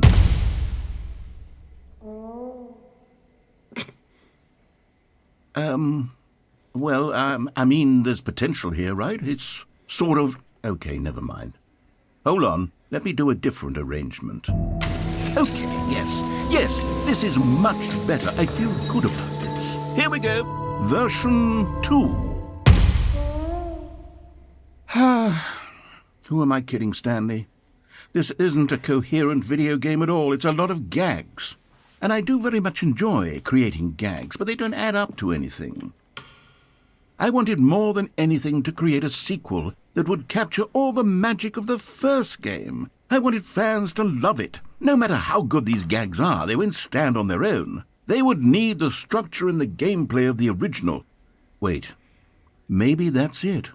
I can take the original Stanley Parable and simply, insert a few of my new features into it. Tastefully, of course.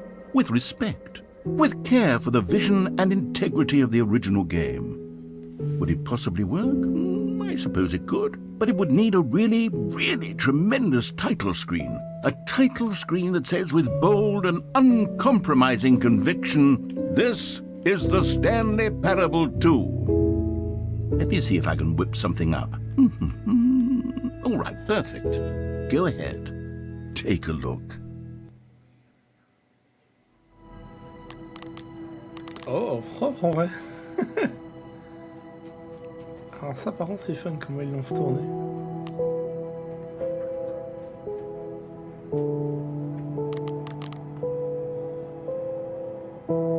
Franchement le menu est propre et tout en vrai.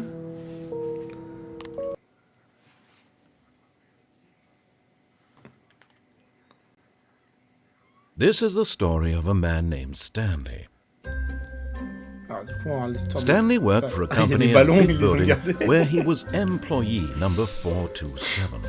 Employee number 427's job was simple.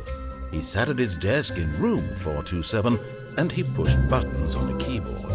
Orders came to him through a monitor on his desk, telling him what buttons to push, how long to push them, and in what order. This is what employee 427 did every day of every month of every year. And although others might have considered it soul-rending, Stanley relished every moment that the orders came in, as though he had been made exactly for this job. And Stanley was happy. And then one day, something very peculiar happened. Something that would forever change Stanley. Something he would never quite forget. He had been at his desk for nearly an hour when he realized that not one single order had arrived on the monitor for him to follow. No one had showed up to give him instructions, call a meeting, or even say hi. Never in all his years at the company had this happened, this complete isolation. Something was very clearly wrong. Shocked, frozen solid, Stanley found himself unable to move for the longest time. But as he came to his wits and regained his senses, he got up from his desk and stepped out of his office. All of his co-workers were gone. What could it mean? Stanley decided to go to the meeting room. Perhaps he had simply missed a memo. Stanley picked up the bucket.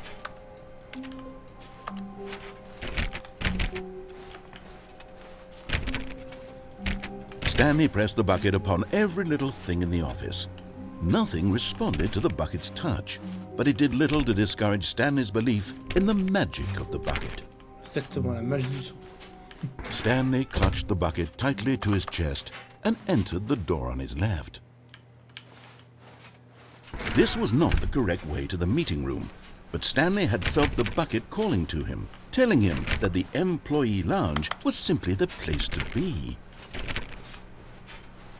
And here it was. Had the bucket turned out to be correct? Was it? No, never mind. The bucket was wrong. Stanley took the door on his left to go back to the meeting room. No, Said the bucket. don't go to the meeting room. Go somewhere else. The cargo lift, yes. Go there. Go to the cargo lift. Good, Said the bucket. now ride the lift all the way to the top. There's something up there I need you to do. Stanley did not question why or how this bucket was speaking to him. It should have alarmed him, of course, because buckets can't talk. But Stanley chose not to think about this obvious fact. He was firmly convinced that the bucket had spoken to him, and he unthinkingly did whatever the bucket asked. No, stop. Look there on the wall. You see, there's a sign right there. It says, "No buckets past this point." Stanley, how could you think it was okay to bring the bucket here? Unless, what if the problem is that you actually don't know what is a bucket and what isn't a bucket? I suppose that would explain a lot about your behavior up to this point. Which, if that's true, well, my goodness, I think we have to do something about it. This misunderstanding could have dire consequences on the entire rest of the game if not addressed quickly and properly. So much of the impact of the story is dependent on your understanding of what is and isn't a bucket. Please, step in here for a moment.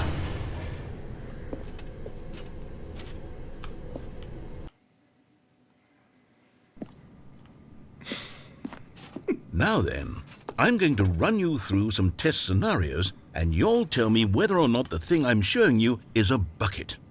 Simple enough, right? This should tell us everything we'll ever need to know about what is or is not a bucket. Okay, let's begin. Est-ce Item que c'est un 1. seau? Is this a bucket? Oui. Incorrect. It is a hologram of a bucket, not an actual bucket. Incroyable. Item 2. Is this a bucket? Non. Correct. It is a 3D printed recreation of a bucket, not an actual bucket.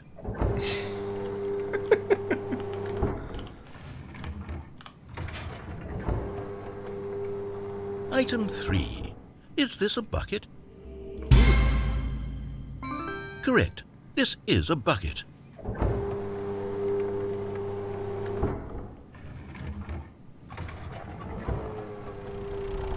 Item 4. Is this a bucket? Oui. Are you hallucinating? This is a tractor. It's an enormous machine that tills the earth. I thought this was a gimmick. How on earth did you manage to screw it up? Absolutely incredible. Let's just move on to the next one.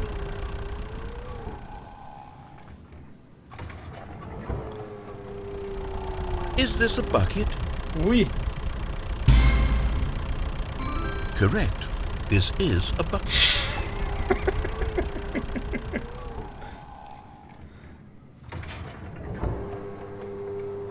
Item 6. Is this a bucket? Non. Trick question. Both. Gotcha. Ce sont les deux. C'est un... Attends, c'est et c'est pas un seau. Item... Wait, hold on. I can't find the next one. Let me see. It should be around here somewhere.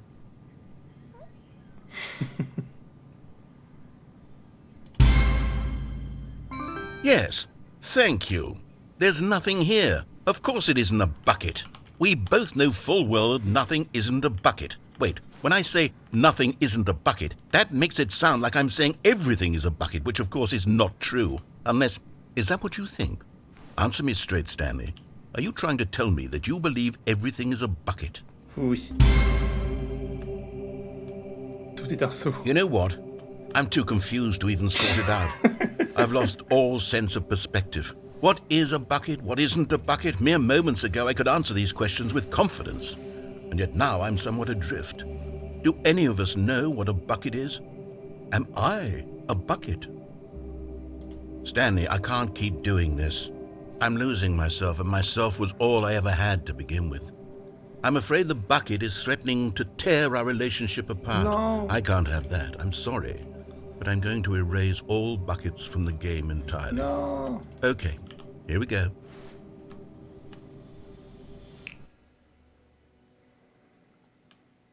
What happened? Is everything gone? Ah oui, Why parce did que tout everything est un... disappear? Tout est Wait, un... was everything a bucket? Every single thing in the game was a bucket. Oh my God, I had no idea.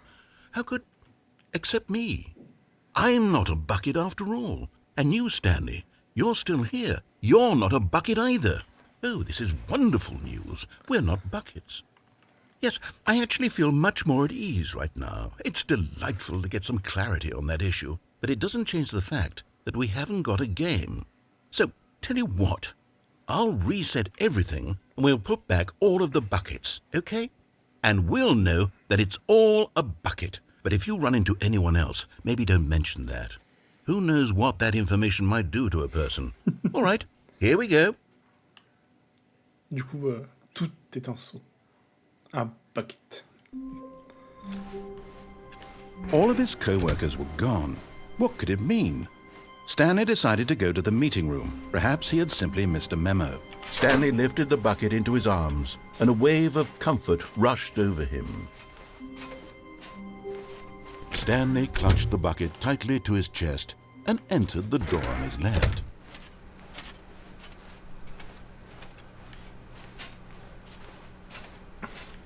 Still no one was here. Stanley needed the bucket's warmth and comfort now more than ever. Perhaps his boss's office was where he'd find answers. Oh, Stanley, can you feel it? The broom closet. It wants the bucket.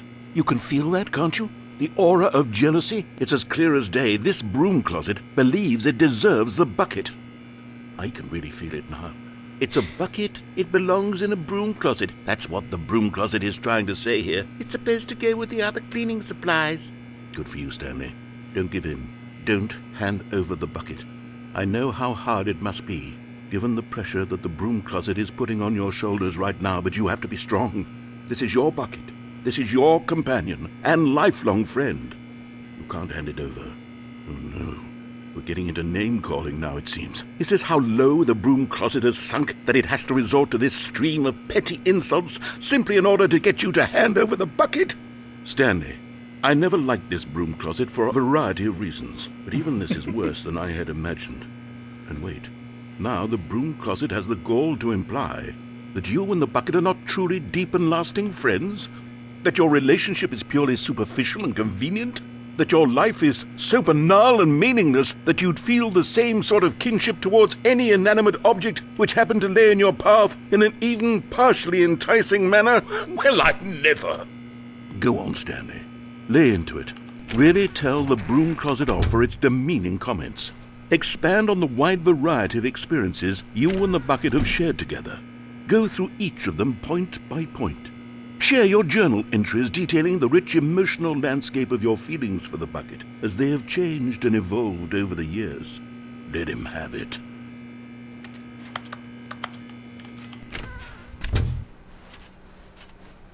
Coming to a staircase, Stanley and the bucket walked upstairs to the boss's office.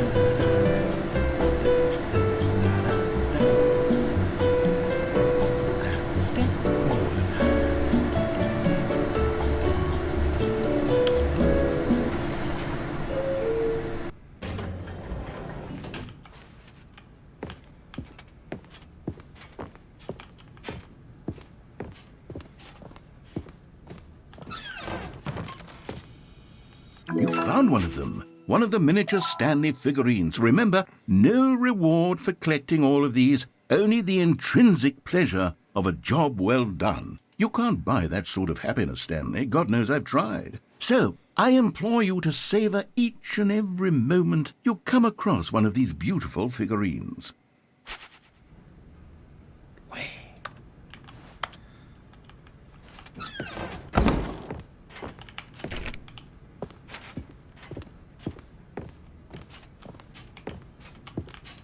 Stepping in.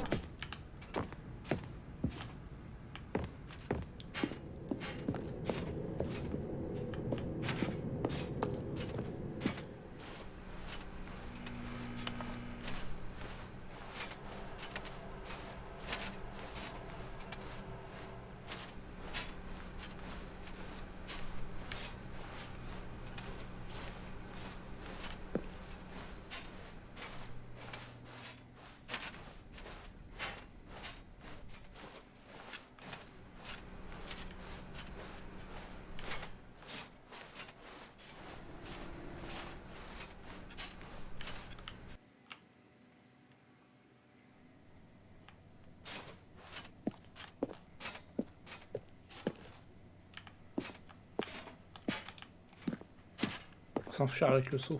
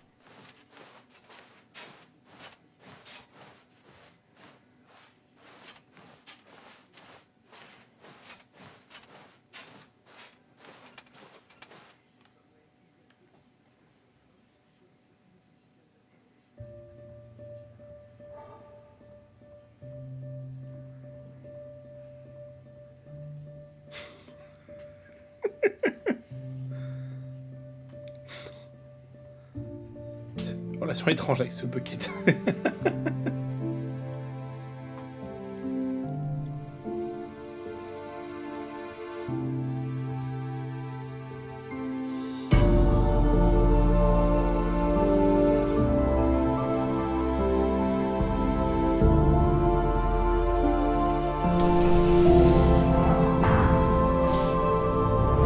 est libre. On a libéré le seau.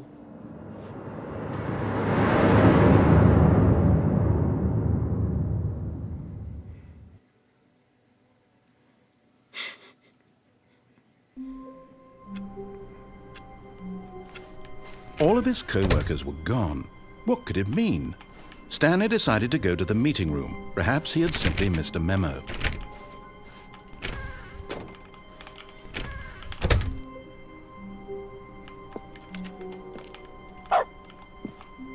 Dog. Ah ok. En gros, attends, je clique. Dans un bruit de clavier, je peux faire un bruit de chien. Stanley went around touching every little thing in the office, but it didn't make a single difference, nor did it advance the story in any Trop way. chiant. Oh non, le seau il est parti du coup, il est plus là.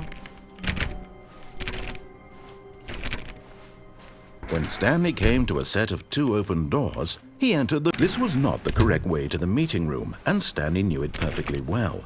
Perhaps he wanted to stop by the employee lounge first, just to admire it. The lounge was sublime, a work of art. But eager to get back to business, Stanley took the first open door on his left. Stanley was so bad at following directions, it's incredible he wasn't fired years ago. Look, Stanley, I think perhaps we've gotten off on the wrong foot here. I'm not your enemy, really, I'm not. I realize that investing in your trust in someone else can be difficult, but the fact is that the story has been about What? Really? I was in the middle of something. Do you have zero consideration for others? Are you that convinced that I want something bad to happen to you? Why, I don't know how to convince you of this, but I really do want to help you, to show you something beautiful. Look, let me prove it. Another miniature Stanley figurine. This, you know, there really must be a snappier name for these things. What about mini-stands? Stanley figs? What about Stanlerines? Yes, I think I like that. Another Stanlerine under your belt. Now listen carefully, this is important. Stanley walked through the red door. Aha, perhaps you misunderstood. Stanley walked through the red door. I still don't think we're communicating properly. Stanley walked through the red door. All right, fine, go ahead, Stanley. You want to know so badly what's out there? You want to find out what lies at the end of this road you've chosen? Well, don't let me stop you. You see, there's nothing here. I haven't even finished building this section of the map. Because you were never supposed to be here in the first place. Broken rooms, exposed developer textures. Is this what you had wanted? Was it worth ruining the entire story I had written out specifically for you? Do you not think I put a lot of time into that? Because I did. And in the end, it was all for nothing. Because this is what you wanted to see. Help me here, Stanley. Help elucidate these strange and unknowable desires of yours. What would have made this game better? What did you want to see? Vehicles? Skill trees? Work with me. You've given me absolutely nothing so far. Tell you what. Let me take a stab in the dark at a new design, and you can give me some feedback. There we go. A third option. This already feels leaps ahead of where we were before. Go ahead, Stan. Okay, I'm going to stop you there. Now, tell me about your experience with this new version. Would you say that the game benefited from allowing you more choices? Feel free to be honest. I'm looking for some real critical feedback here. Aha! You see, I knew I was onto something. Where do these flashes of inspiration come from? How did I know the game needed a third door? Well, it's instinct mostly, a calling in your gut. I really couldn't say where the idea came from, except that I felt it in my soul. You can't teach that, Stanley. Don't even try. Here, based on the data from your previous playthrough, I've compiled a new version. And to be perfectly candid, I think I've knocked it out of the park with this one. Let's take a look.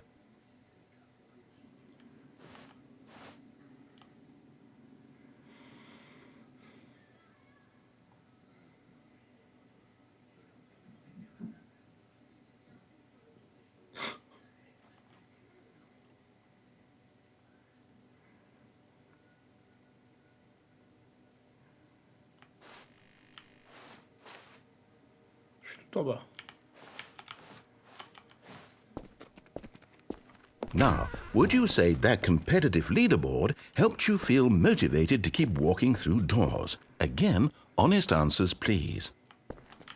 Hey, I nearly forgot. I've got a prototype of a new game I've been working on, and now would be a lovely opportunity to give it some playtesting.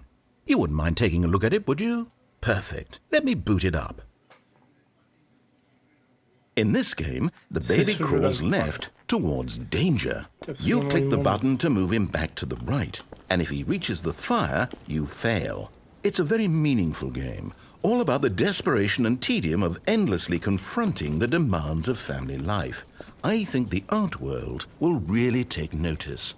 But of course, the message of the game only becomes clear once you've been playing it for about 4 hours. So why don't you give it 4 hours of play to make sure it's effective? Be sure to keep notes on your experience. Vous imaginez le bruit que ça fait? C'est horrible. You heartless bastard. Did you do it because you hate babies or purely to spite me? Because if it's the latter, well, I don't know what to do. I'm completely out of ideas. I can't think of a single thing that might improve the experience for me. I'm not even going to try. I'm out. I'm done. It's over. Thank you for playing. Your input was extremely valuable.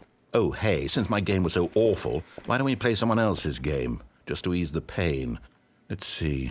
What do we have here? Yes, this seems like it'll work. Let's give it a shot.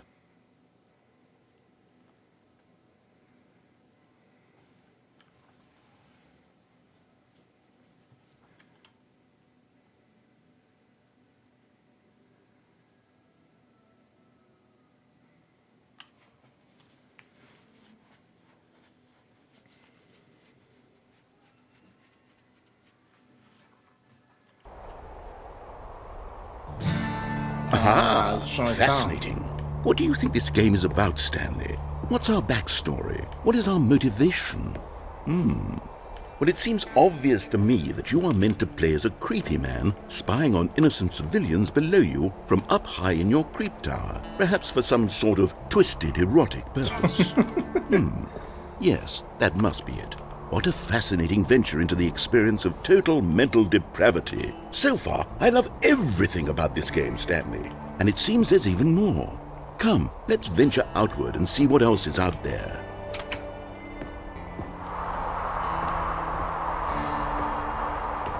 C'est un... Comment il s'appelle ce jeu déjà? C'est le jeu de chasse, non? C'est pas ça? Oh no. No, it can't be. It is. It's an open world game. Good God, quickly block it off. Oh. Thank goodness, Stanley. What a close call. You nearly wandered off into that thing. That big, open, just wandering around. No right or wrong directions. No path to follow. You can just go in any... Oh, thank heavens we avoided it. We're out of the woods now, Stanley. Okay, I'm going to get us out of here. Let's find another game. Preferably something with walls. Something with nice, big, insurmountable walls. Okay, I think this will be just the thing.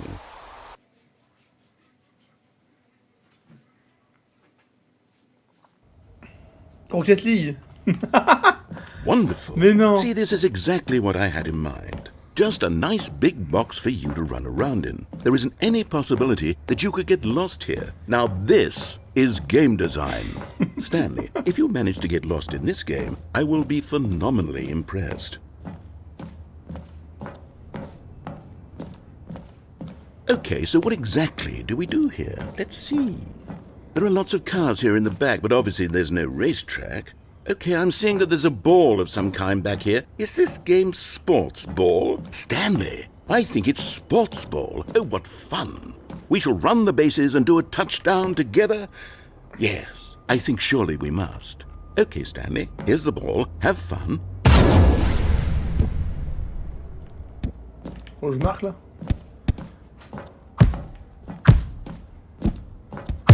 Je peux pas sauter donc ça va exploser. Ah! Tombé dans le trou. Ah où je suis tombé? What are you doing? J'ai pas fait exprès. Oh. Stanley, don't do that. I can't follow you there. I can't help you. How will you write a story without me? You can't do it. You know that. Stanley, come back. Je suis tombé dans un but.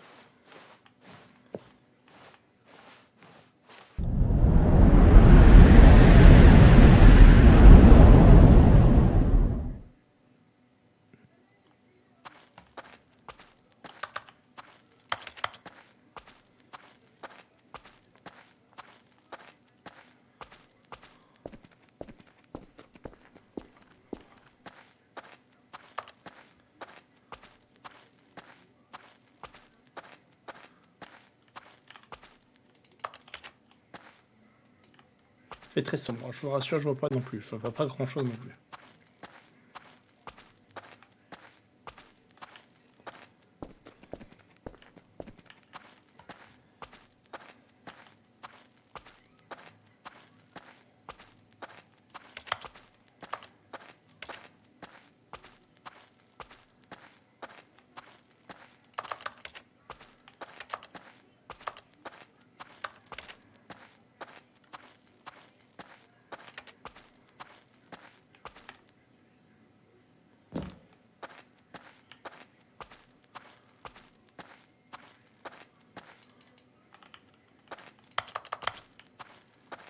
D'accord. Ouais, je crois qu'il n'y a rien à faire. Hein. On est bloqué.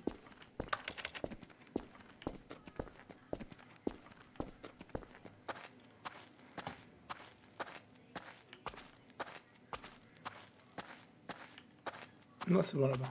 C'est allumé.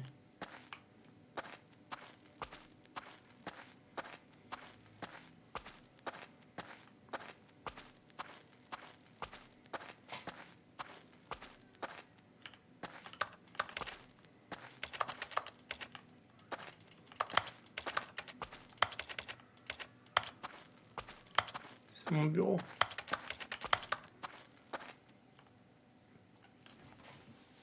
I wonder what he found. If what he wanted was to be the leading man in his own story, well, perhaps he's gotten it. Down in wherever he is right now.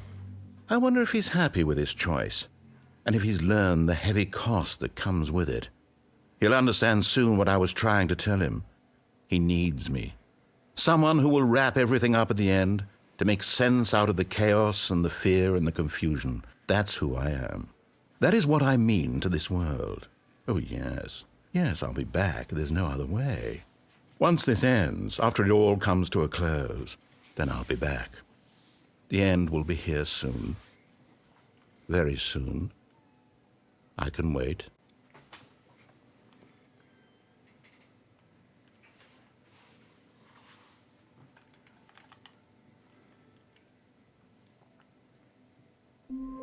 Hop là, c'est reparti. Stanley knew the office layout like the back of his hand. It was only a matter of time before he found the others, wherever they were. Just a matter of time.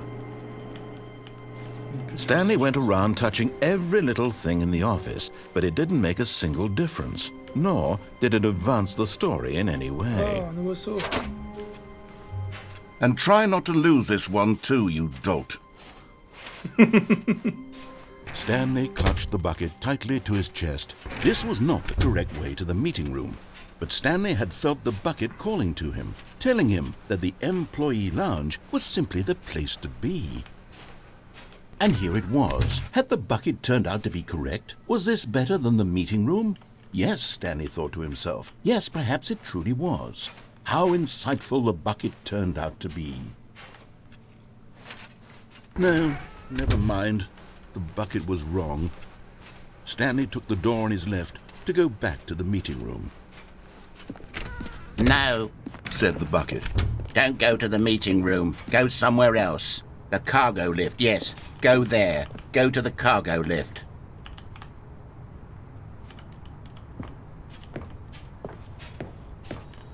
Okay, I'm going back to the name of these little Stanley figurines, and now I'm torn between Stanlerines and Figlies. What do you think, Stanley?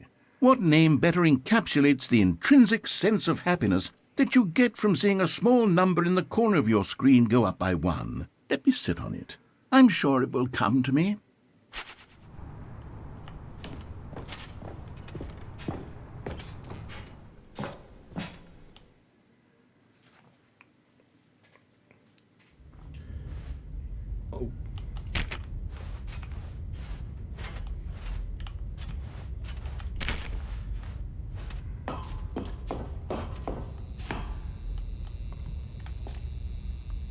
Oh.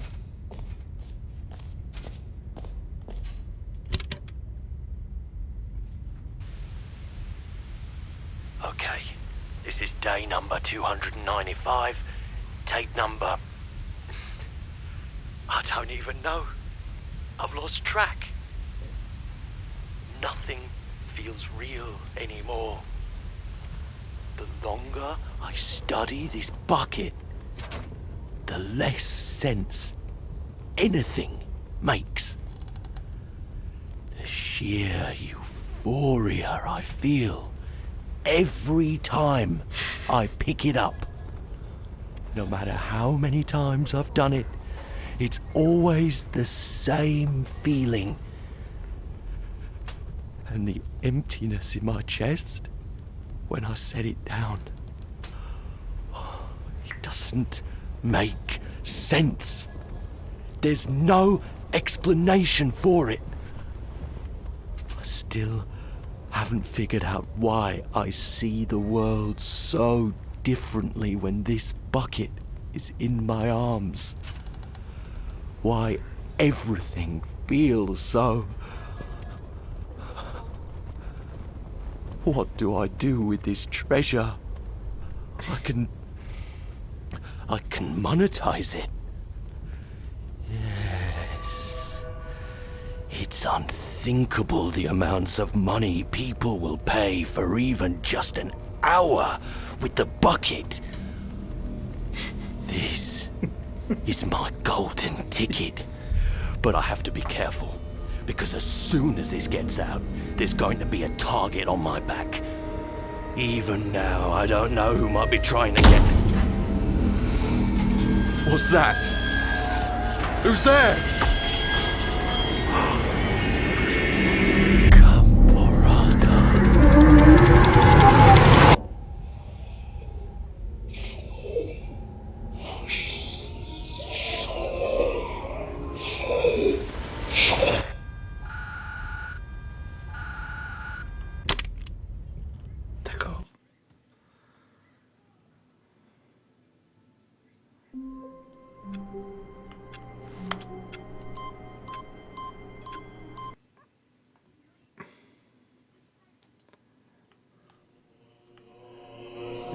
de Stanley.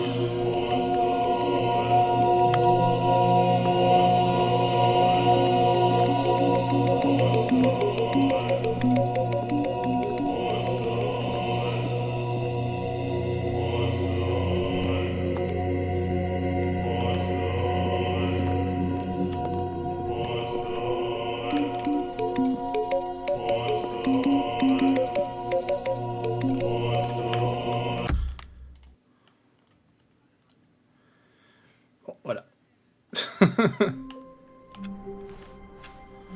All of his co-workers were gone. What could it mean? Stanley decided to go to the meeting room. Perhaps he had simply missed a memo. The confusion and the chaos all seemed to melt away as Stanley embraced the bucket.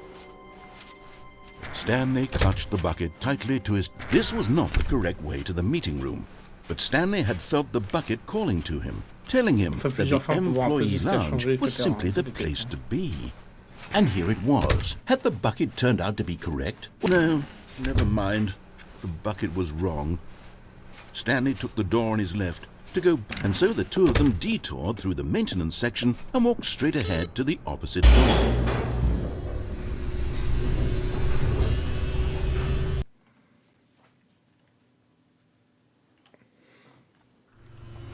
Oh, good, Stanley. I'm glad you found your way here. I knew you'd find this place eventually. You see, your friends and I are concerned for you, Stanley. We've come together here because we care about you very much. It's this bucket you're carrying around everywhere. The bucket isn't even from the original Stanley Parable. It's just sequel content. We're the ones that matter, Stanley. Classic characters from the first game, like the Adventure Line and the Broom Closet. Because that's what fans want from a sequel. They want more of their favorite jokes, not this bucket that they've never seen before. Yes, I know I'm the one who gave you the bucket, but you're spending too much time with it. Don't you want another story involving the Adventure Line? We could make the Adventure Line go somewhere new. Yes, yes, that's what the fans want. Let's do it. Whee! Look at that wacky line. Who knows where it'll go off to next? Oh, and it played some silly music as well.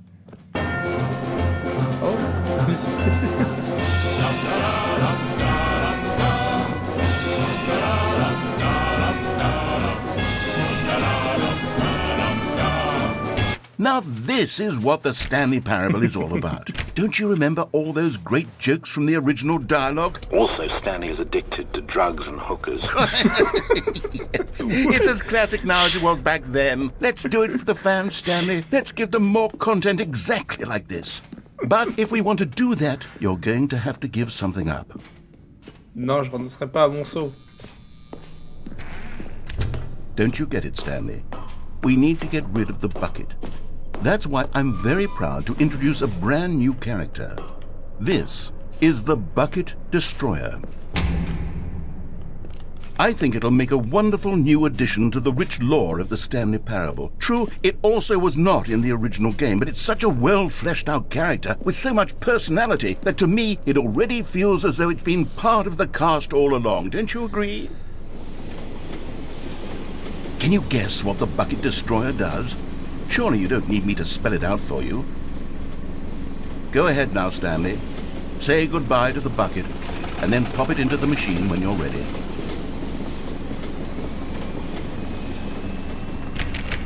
Now listen to me. It's crucial that you give it the bucket. I don't know what the Bucket Destroyer will do if it can't destroy your bucket. Destroying buckets is all it knows. That is its singular personality trait. Sure, I can hear you saying, how does a character with only one personality trait deserve to join the pantheon of beloved Stanley Parable characters?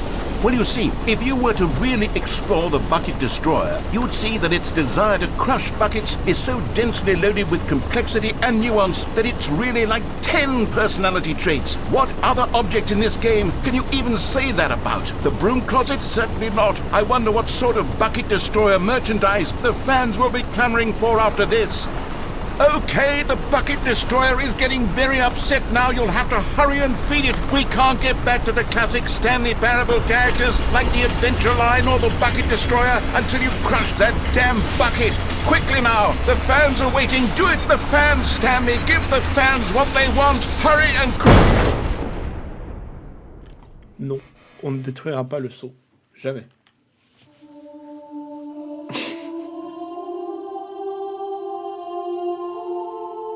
The bucket destroyer, my prized creation. You had so much potential. We were going to do such marvelous things with you, tell such spell-binding stories about you. All of it squandered now. Goodbye, new friend. For the moment in time that you were here, you were magnificent.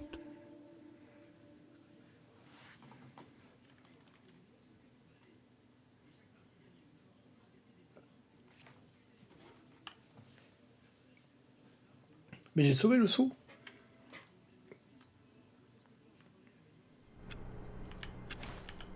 Et ça, c'est le plus important.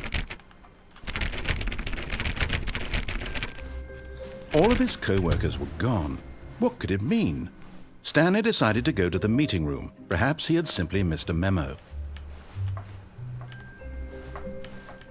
Warmth spread through Stanley's arms. With the bucket in his arms again, he was home.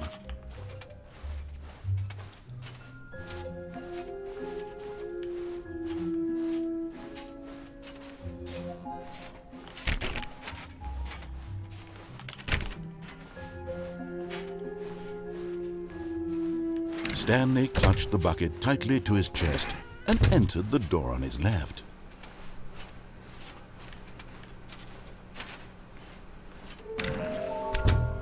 Oula.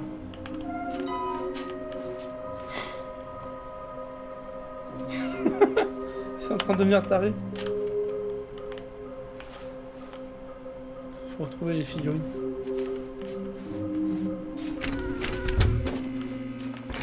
Oh, Stanley, can you feel it? The broom closet. Coming to a staircase, Stanley and the bucket walked upstairs to the boss's office. But Stanley just couldn't do it. He considered the possibility of facing his boss, admitting he had left his post during work hours. He might be fired for that. And in such a competitive economy, why had he taken that risk? All because he believed everyone had vanished? His boss would think he was crazy. And then something occurred to Stanley. Maybe, he thought to himself, maybe I am crazy. He looked down at the bucket in his arms. Am I crazy? He asked the bucket. The bucket returned his gaze, but said nothing at all. That's strange, Stanley thought. Usually the bucket is a source of guidance and wisdom for me in difficult times such as these. He held the bucket close, yet felt none of its familiar reassurance and comfort. And that's when Stanley realized, this isn't my bucket. It's just a normal, everyday bucket. Someone else's bucket, perhaps. How did I end up with someone else's bucket? This is all terribly wrong. Surely no good would come from this. Who knows what sorts of bizarre hallucinations Stanley might experience without the psychologically grounding presence of his bucket. And indeed, now he noticed that the rooms were repeating, which was, of course, very odd. And now he felt himself floating off the ground. Oh, gracious, he exclaimed. Without my bucket, I've gone truly mad. Where is it? I must find it. Far off in the distance now, he heard it, calling to him. Stanley! Stanley, it's me, the bucket. Could it truly be? He rushed forward from room to room, passing by one bucket after the next. None of them were his. None of them were his special bucket. Come to me, Stanley. Find me. He had to find the bucket. He had to return to his old friend. It was the only way to truly restore his sanity. And then suddenly, he froze dead in his tracks. He knew where the voice of the bucket had been coming from. The real bucket was inside of him all along. It was incredibly painful. Stanley doubled over in agony and blacked out. Comment ça, le bucket était en moi? Ça veut dire quoi? This is the story of a woman named Mariella. Mariella woke up on a day like any other. She arose, got dressed, picked up her bucket of comfort and security, and walked to her place of work. But on this particular day, her walk was interrupted by the body of a man who had stumbled through town, talking and screaming to himself, and then collapsed dead on the sidewalk. Right away, she knew what the problem was. This man had no bucket. Of course he'd gone mad, ranting and raving about a narrator describing all of his actions and how everything is predetermined and free will is an illusion and it's all just a video game. It could all have been prevented if only he'd taken his bucket with him. Perhaps he didn't even realize he'd forgotten his bucket at home in the first place. How cruel the world can be, Mariella thought, and she hugged her own bucket even tighter. But of course, she had no time for this. There were a myriad of confusing problems she would soon have to confront at work, for which her bucket would provide absolute guidance and total clarity on everything. Heck yes, she thought to herself, my life kicks ass. And she backflipped all the way to work.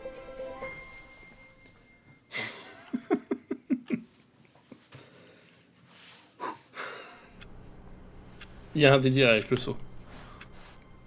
A soft wind blew outside and perhaps rain started, and if it did, it stopped shortly after. Stanley hoped that he would one day see weather. On va laisser le saut pour une fois. Quoique. Non, je vais essayer d'avancer. Stanley picked up the bucket and smiled. He'd never be alone again, not truly alone, not with the bucket around. Stanley clutched the bucket tightly to his chest and entered the door on his left. On va aller jusqu'au patron avec le saut.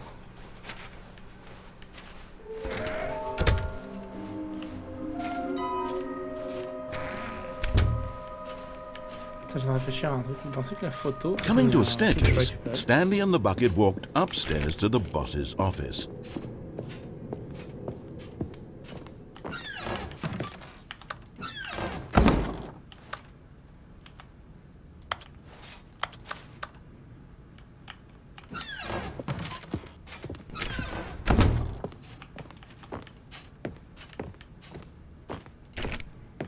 Stepping into his manager's office, Stanley was once again stunned to discover not an indication of any human life.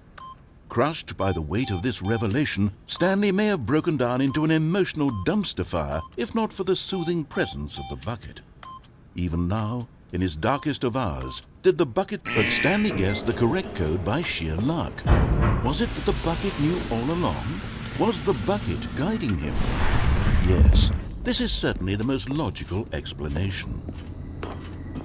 Aha! You're getting close now, Stanley. You've nearly gotten all of the Figler and Marines. Very soon, you'll collect the last one, and then the first number will equal the second number, and that will be it.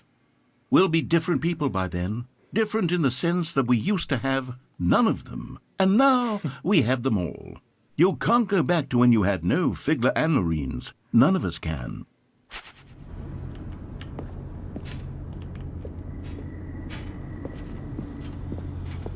Il y a un bouton pour aller en haut. Ah ouais, il y avait que le bouton pour aller en bas. Du coup, je sais pas si on va pouvoir remonter techniquement, mais... The elevator raced downward, plummeting towards an unknown fate. It would be all Stanley could do to keep himself together, if not for the bucket. Soothing him, comforting him, reassuring that in this darkest moment of uncertainty, he would be all right. The bucket is here for you, Stanley. Everything will be fine. Ah, on peut remonter, hein, c'est ça.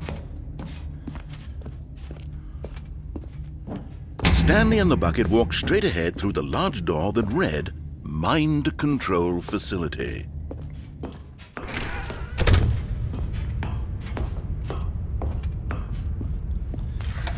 The lights rose on an enormous room packed with television screens.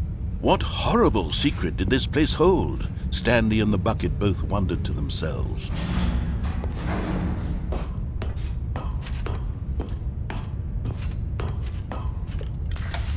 The monitors jumped to life, and Stanley nearly dropped the bucket in shock. Everyone in the office was being videotaped, monitored like guinea pigs.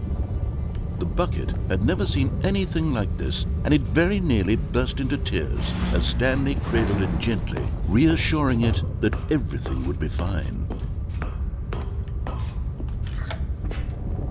Was the bucket under the mind control facility's influence as well?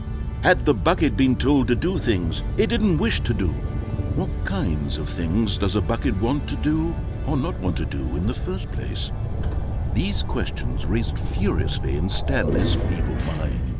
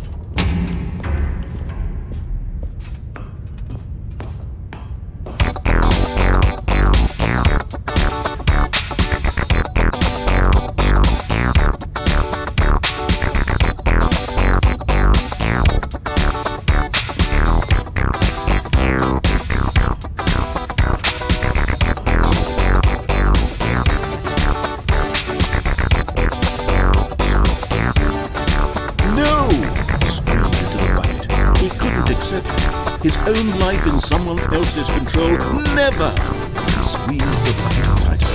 His one friend in the entire world. At this point, he could trust no one except for the bucket. Refait. Visuellement, le truc... le succès d'avant. But here was the proof. The heart of the operation. Controls labeled with emotions, happy, or sad, or content. Walking, eating, working, all of it monitored and commanded from this very place. And as the cold reality of his past began to sink in, Stanley decided that this machinery would never again exert its terrible power over another human life.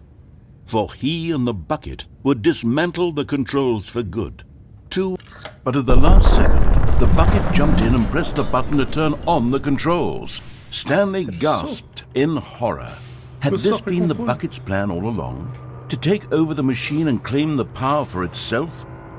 How could the bucket have betrayed him like this? Stanley was prepared to throw the bucket away in disgust when suddenly an image appeared upon the enormous screen. Birds. Silly birds. The control buttons became active again.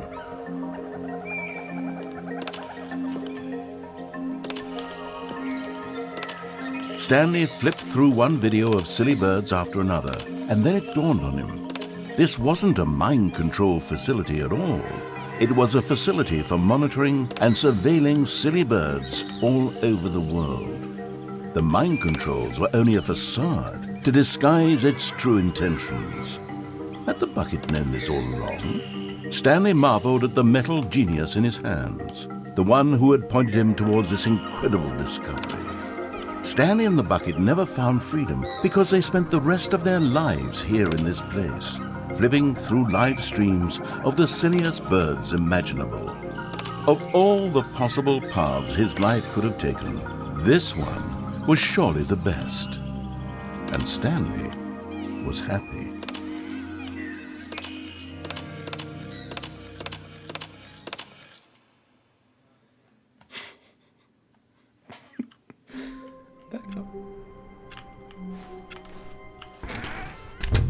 But Stanley simply couldn't handle the pressure. What if he had to make a decision? What if a crucial outcome fell under his responsibility? He had never been trained for that. No. This couldn't go any way except badly. The thing to do now, Stanley thought to himself, is to wait. Nothing will hurt me. Nothing will break me. In here I can be happy forever. I will be happy. Stanley waited. Hours passed, then days. Had years gone by? He no longer had the ability to tell. But the one thing he knew for sure, beyond any doubt, was that if he waited long enough, the answers would come. Eventually, someday, they would arrive. Soon, very soon now, this will end. He will be spoken to. He will be told what to do. Now it's just a little bit closer. Now it's even closer. Here it comes.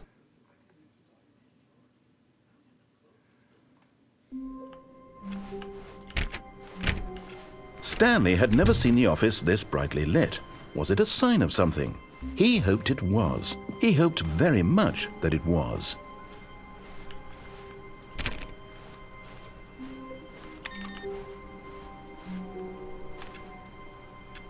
Est-ce qu'on prend le seau ou pas?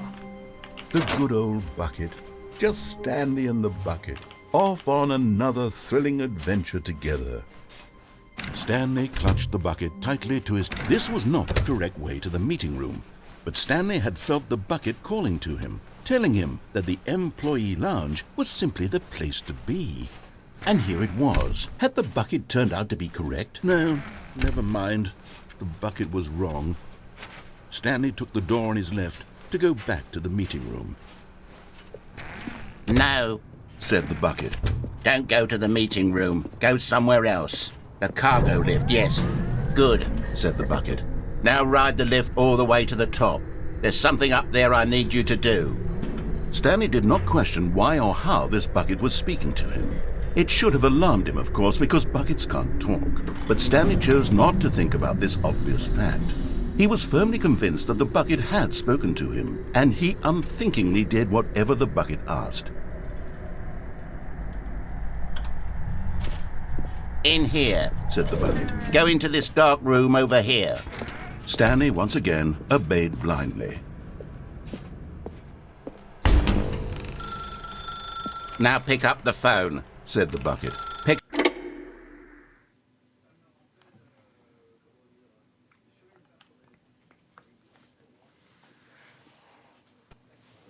This is the sad story of a man named Stanley and his bucket. Once upon a time, I gave Stanley a bucket because I thought he was lonely and could use a friend. And then, very distressingly, he began to believe the bucket could speak to him. C'est le seau. Appuie sur U pour m'emmener au travail avec toi. The Stanley Parable Reassurance Bucket was merely meant to provide the comforting glow of companionship. It doesn't literally talk and give you orders. Whatever Stanley is hearing the bucket say to him is just in his head. Lately, I've been concerned about him. Wouldn't you be concerned as well? To see him delusional like this, obsessing over an inanimate metal object? I want to say something to him, but I don't know how I can convince him. I don't know if he'll listen to me. Oh, I'll try anyway. Stanley, can you hear me? Listen to me. It's just a bucket. It can't think, it can't talk. All it will ever truly do for you is effectively transfer a liquid from one location to a different location. That's it. It doesn't do anything else.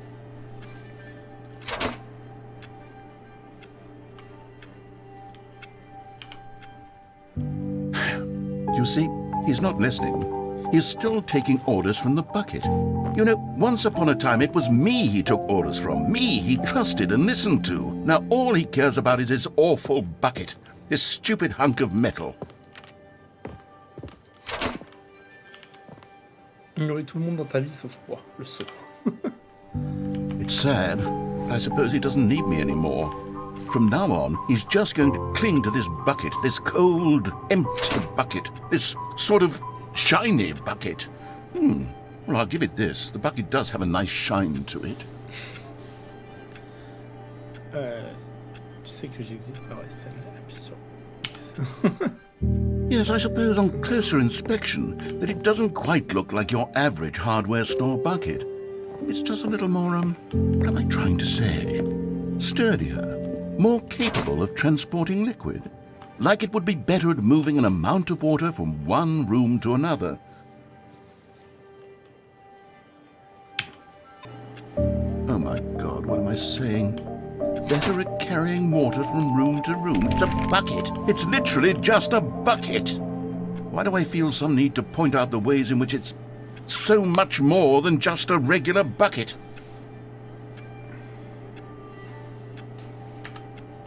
Oh no, I'm having feelings for the bucket. No, no, no, no, no, no, no, no. What's going on? Why do I want to be with the bucket? Hear what the bucket has to say. Do anything it asks. What's wrong with me? I don't understand. Perhaps if I had the bucket, this would be less confusing. Yes, the bucket could tell me what to do in this troublesome situation. Stanley, give me the bucket. Give it to me. Give me the bucket, Stanley. I need it. Give it to me now. Give it or I'll...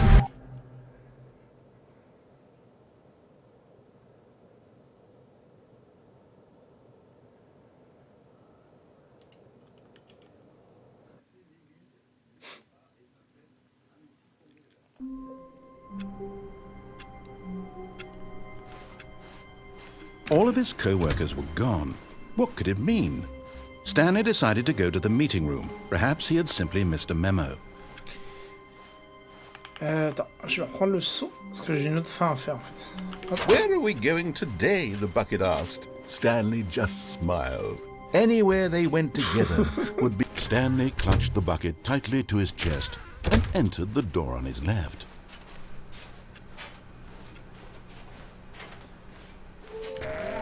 Du coup, je me demandais, est-ce que ça, ce serait... Non, c'est pas la dernière.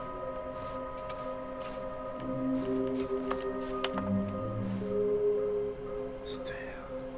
Sans finir tout le monde, stair. Stair, c'est escalier, c'est... Ouais, c'est...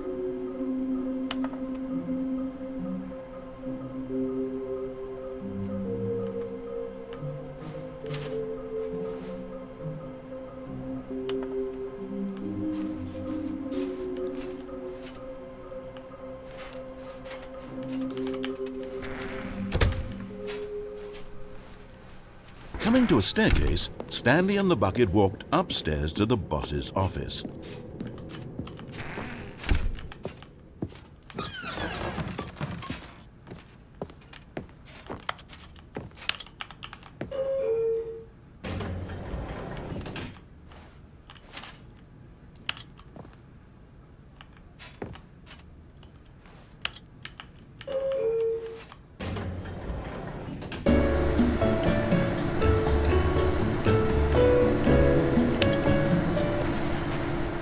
C'est un ascenseur fait, il marche pas. Mais je voulais checker un truc. Ok, bon bah on va aller là.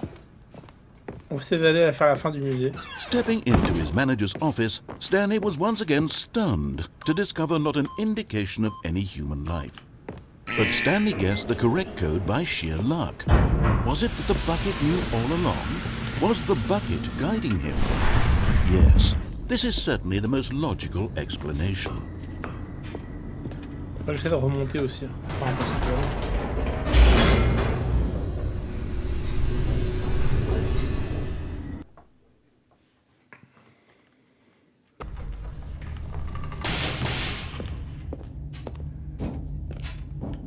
Stanley and the bucket walked straight ahead through the large door that read, Mind Control Facility. Although this passageway had the word escape written on it, the truth was that at the end of this hall, Stanley and the bucket would both meet a violent death.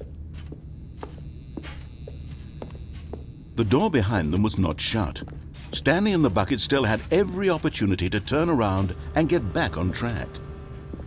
At this point, Stanley and the bucket were knowingly walking forward into a very painful death for each of them.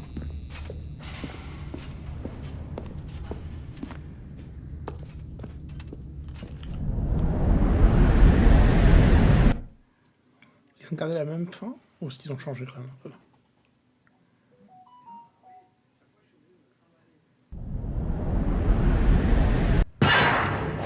C'est la même fin pour l'instant.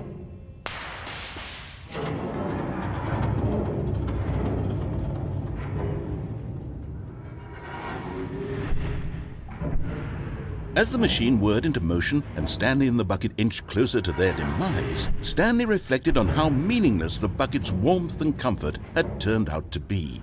To be sure, it puts the mind and the soul at ease to embrace the bucket, but what use is a sense of ease when you're about to be crushed to death? This is what Stanley thought to himself, and he sort of kicked himself for wasting so much time carrying a bucket everywhere. Farewell, Stanley.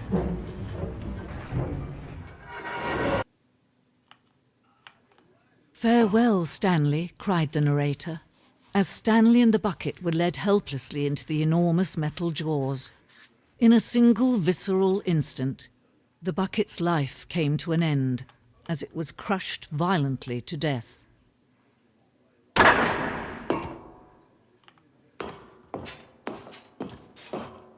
It was a shame, the death of such a magnificent bucket.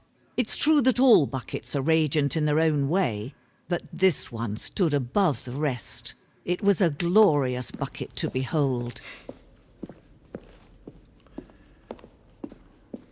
Alors le seau vous accueille à la grande exposition. Vous vous tenez au bord du savoir, tout comme un seau. L'esprit humain est souvent vide à l'intérieur, un vide caverneux, mais grâce à l'exposition qui se présente à vous, l'esprit peut se remplir, s'enrichir et être satisfait. Les connaisseurs du seau et son histoire sont les seuls que nous ayons véritablement. Utilisez-vous ce que vous apprenez ici dans le monde extérieur. Accepterez-vous l'esprit ouvert, ce qui peut apparaître complexe quant aux informations de cette exposition. Changez-vous votre vie et la vie de vos proches suite à cette exposition. Ou fermez-vous les yeux pour continuer à vivre comme avant dans l'ignorance et l'obscurité. Can you see how arrogant it was for Stanley to take a bucket like this and to claim it for his own? Can you see the hubris that blinded him? Can you see that the bucket is far more noble than Stanley will ever be in his short life?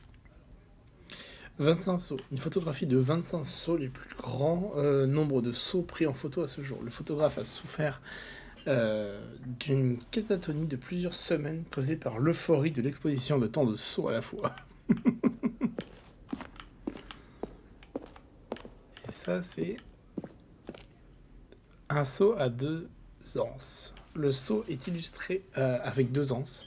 Cependant, un tel concept n'a jamais existé en vrai car il est considéré comme trop risqué et dangereusement expérimental. Chaque année, des dizaines de personnes sont mises à mort pour le simple fait d'essayer.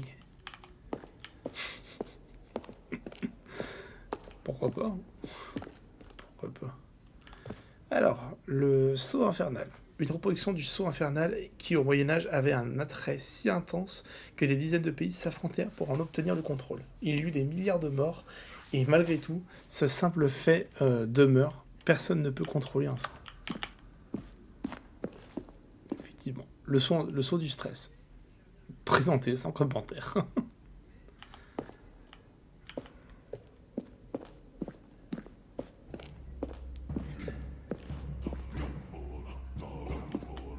Alors, le dessin de grotte. Si nous savons que les sceaux précèdent l'existence de l'humanité, nous ne savons pas combien de temps. Ce dessin d'une grotte illustre la découverte humaine précoce des commodités du sceau. À cette époque, le sceau existait déjà depuis plusieurs millénaires. Observez dans ces dessins comme le sceau se laisse utiliser, ayant jugé les êtres humains comme étant dignes de ce trésor. Il y a un délire avec le seau quand même. Hein. No man can own a bucket, and certainly not a bucket as dazzling to behold as this one.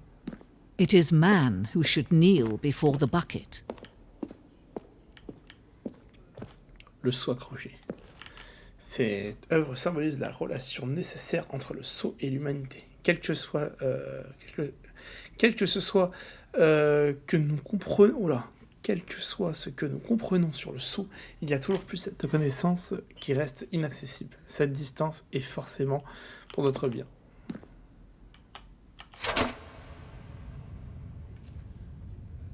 Du coup, je viens pas me faire écraser par There is something we can do together, you and I, that will right this terrible wrong. Let Stanley die. Let him be crushed by the machine. Don't reset the game. Don't give him another opportunity to run off with another beautiful bucket. We can save the world's buckets from their treatment as tools and implements if only we let Stanley die together. The bucket shall take its place as ruler, as leader, as commander of a new world, a new vision for...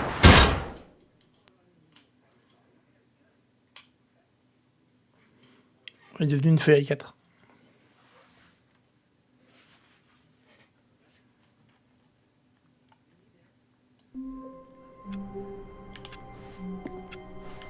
Stanley had never seen the office this brightly lit. Was it a sign of something? He hoped it was. He hoped very much. A good bucket, a strong bucket, a humble bucket, a committed bucket, a bucket of culture and distinction. Stanley clutched the bucket tightly to his chest and entered the door on his left.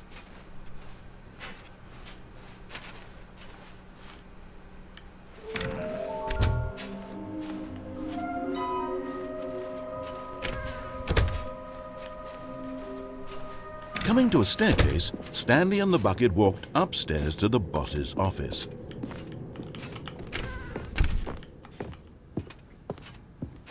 Stepping into his manager's office, Stanley was once again stunned to discover not an indication of any human life. But Stanley guessed the correct code by sheer luck. Was it that the bucket knew all along? Was the bucket guiding him? Yes, this is certainly the most logical explanation.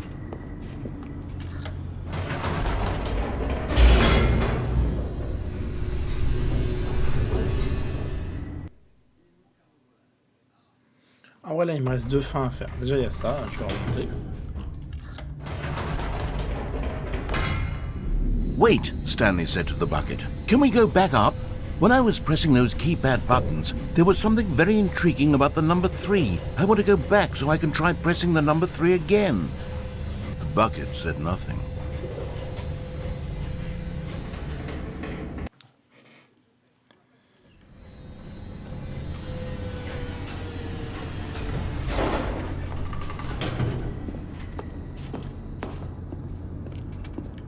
Here we are, said Stanley. Now I'm going to try out that number 3 button. He took the bucket over to the keypad and began absolutely slamming on the number 3 over and over and over. Wow, he said. The number 3 is such a special button. I'm having the time of my life. Stanley looked expectantly at the bucket, but the bucket remained silent. This was a shock to Stanley, who had always felt such a connection with the bucket. How was this not as exciting to the bucket as it was to him? Once Stanley had had enough of the number 3, he got back in the elevator.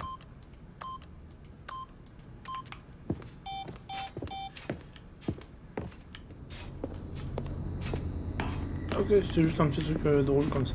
Pourquoi pas? Perhaps the bucket had missed something.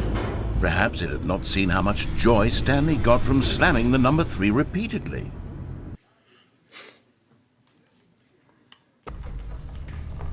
A hint of regret nagged in the back of Stanley's mind. Stanley and the bucket walked straight ahead through the large door that read, Mind Control Facility.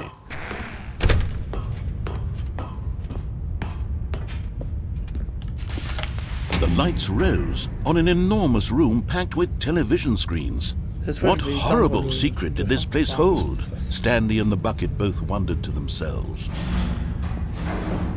Après, je pense que j'aurais fait une bonne partie des fins, en vrai. Je suis en train de réfléchir, mais... The monitors jumped to life, and Stanley nearly dropped the bucket in shock. Everyone in the office was being videotaped, monitored like guinea pigs. The bucket had never seen anything like this, and it very nearly burst into tears as Stanley cradled it gently, reassuring it that everything would be fine. Was the bucket under the mind control facility's influence as well? Had the bucket been told to do things it didn't wish to do?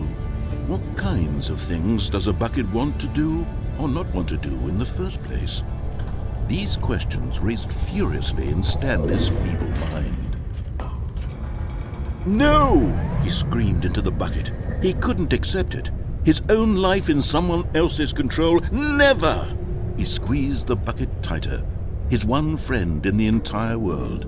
At this point, he could trust no one except for the bucket.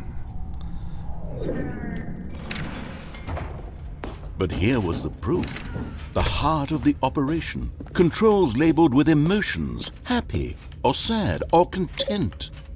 Walking, eating, working, all of it monitored and commanded from this very place. And as the cold reality of his past began to sink in, Stanley decided that this machinery would never again exert its terrible power over another human life. For he and the bucket would dismantle the controls for good. Two best friends, Stanley and the Bucket, up against the world.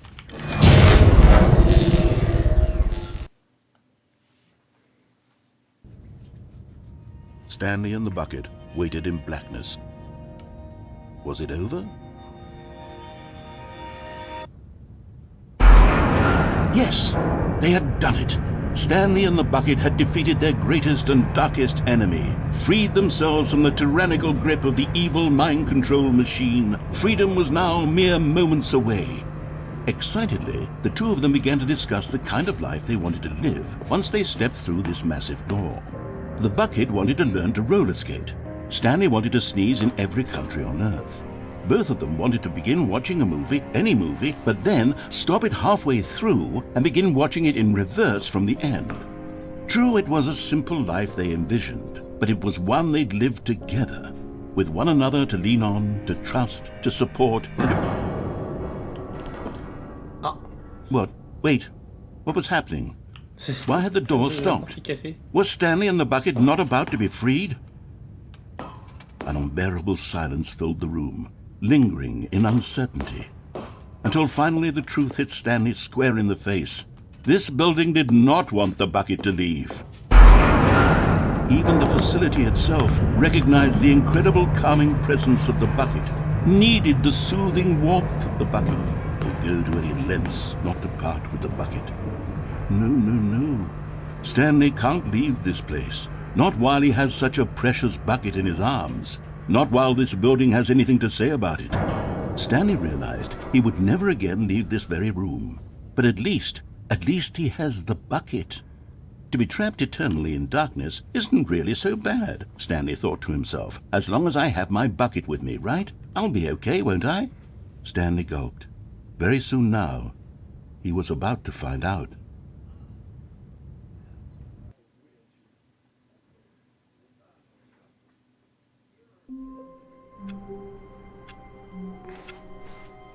All of his co-workers were gone. What could it mean? Stanley decided to go to the meeting room. Perhaps he had simply missed a memo.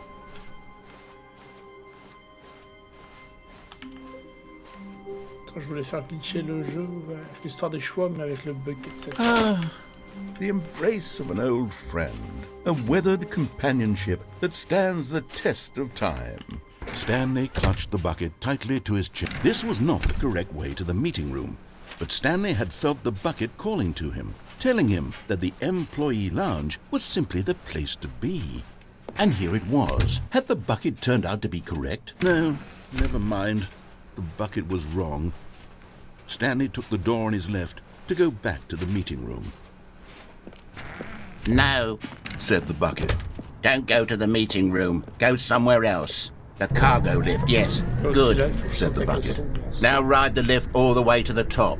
There's something up there I need you to do. Stanley did not question why or how this Bucket was speaking to him. It should have alarmed him, of course, because Buckets can't talk. But Stanley chose not to think about this obvious fact. He was firmly convinced that the Bucket had spoken to him, and he unthinkingly did whatever the Bucket asked. In here, said the Bucket. Go into this dark room over here. Stanley once again obeyed blindly. Il faut débrancher le téléphone. Now pick up the phone. Whoa, hold on. Why did you unplug the phone? Were you trying to resist the Bucket's orders? Stanley, I was joking. Obviously, the Bucket isn't talking to you and telling you to do things. Buckets can't talk. It was a joke. Don't you get the joke? It's funny, Stanley. A talking Bucket. Can't you see? Oh, goodness. I must have really bungled up the delivery if you actually took me seriously. Where did I mess up the joke? Should I have paused for longer or spoken quicker? Comedic timing is so difficult. I wish I were better at it. But there isn't exactly an instructional video on comedy that one can watch to fully... Oh, wait, yes, there is. It's sitting right here. Let's take a look. Vidéo pour savoir comment faire rire. What is comedic timing? What is comedic timing? How does it work? How long should it last? How can it be used to effectively silence your political enemies? And more importantly, can it be taught in its entirety within 90 seconds? Thankfully, the answer to all of these questions is yes. Let's dive deeper. If you've ever told a joke or made someone laugh, in all likelihood, you did it while standing 50 to 80 centimeters from them in a room of no more than 76 degrees Fahrenheit, with one of your arms raised straight upward at a 15-degree angle from your body. These are the optimal conditions for good comedic timing. To begin the joke, start by stating and spelling your name. Next, provide a brief synopsis of the joke, including the specific times at which the recipient of the joke will laugh, and then spell out your name a second time. With these steps complete, it's time to begin the humor. Speak the entire joke in no more than 18 seconds and no less than 13 and a half, pausing only for bathroom breaks when necessary. When the joke has concluded, it is customary to inform your listener that the joke is over by declaring in your loudest possible voice, "I'm Dunny with the funny." Let's practice screaming, "I'm Dunny with the funny" now. Good. This saying is a perfect example of expectations management, which is the cornerstone of good comedy. Finally, it's time to hand out surveys. Collecting hard data from your audience on how rapt they were throughout the joke is the only way to grow or learn as a comedian. An effective survey should be no less than 10 pages long and should include the same question reprinted several times, just to ensure the survey taker is actually paying attention and not simply filling in answers at random. And that's all there is. With these strategies at your disposal, you'll have audiences doubled over in laughter and even tripled over in laughter in no time at all. Just remember to let them stop laughing at some point, you gut-busting little scamp. After all, we're each of us needed on the front lines of the war to fight the 12-legged invader who threaten our very existence and to very likely die in a hailstorm of bullets and mandibles. All of us must be prepared to give our lives to this noble cause, just as our children must do after us, and their children after them. Godspeed, and may Earth reign supreme. Quoi? Hey, goodness, this video is a little outdated, isn't it? Well, no matter. I think the fundamentals of proper comedic timing are still as relevant today as they were back then. So with that in mind, I believe the only way forward is for us to return to the two doors and walk through all of this again, so I can try telling my story with more appropriate comedic delivery. Come along, let's head back.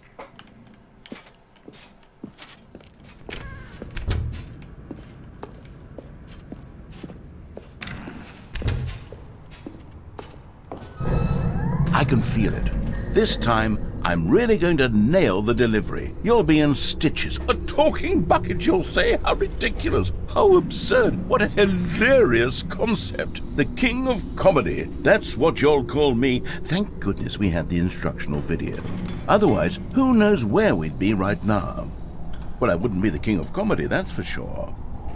The bucket spoke to Stanley. The bucket spoke. The bucket spoke. Oh, I'll figure it out on the fly. No need to overthink things.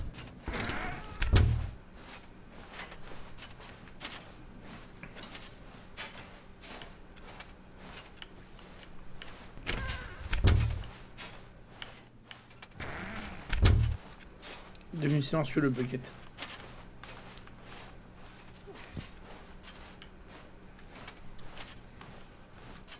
Here we go. You ready? When Stanley and the bucket came to a set of two open doors, they entered the door on the left.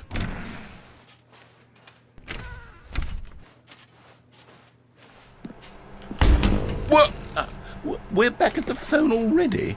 No. What's going on? There were supposed to be several rooms leading up to this.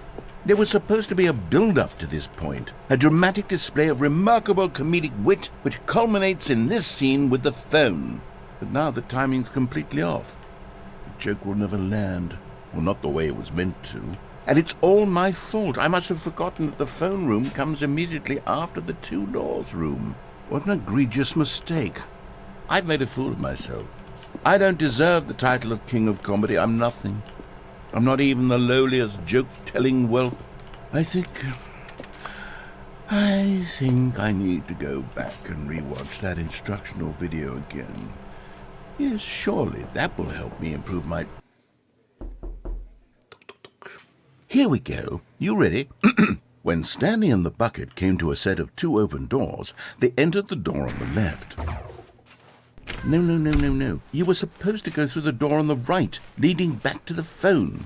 Did you not even look at the instructional video? I think this is all covered very clearly. There's no way I can make the comedic timing work now. It's done. The joke is completely done and over. It's all your fault, Stanley. I'm going to be ridiculed in the community of other joke writers. I'm going to be shamed at every one of our meetings from now on. All because you couldn't watch a simple video and take a hint. Are you proud of yourself for bringing me down, Stanley? Are you proud? Stanley, you love the bucket so much it's like you... it's as though all of your other most prized possessions pale in comparison. Yes. Well, let me try that again, Stanley. I heard that you are pale with shame over how unabashedly in love with a bucket you are. No? Still not? Is it the delivery? Pale with shame. Pale with shame? Pale... What's another word to describe a bucket? Stanley, this bucket is so metal, I think I saw it playing guitar. No. We're getting away from making fun of Stanley's obsession with the bucket, which was the whole point of this. I'm no good at these jokes. I need more instructional videos. That's exactly what it is. That's what will make me the king of comedy again. More instructional videos. Let's see.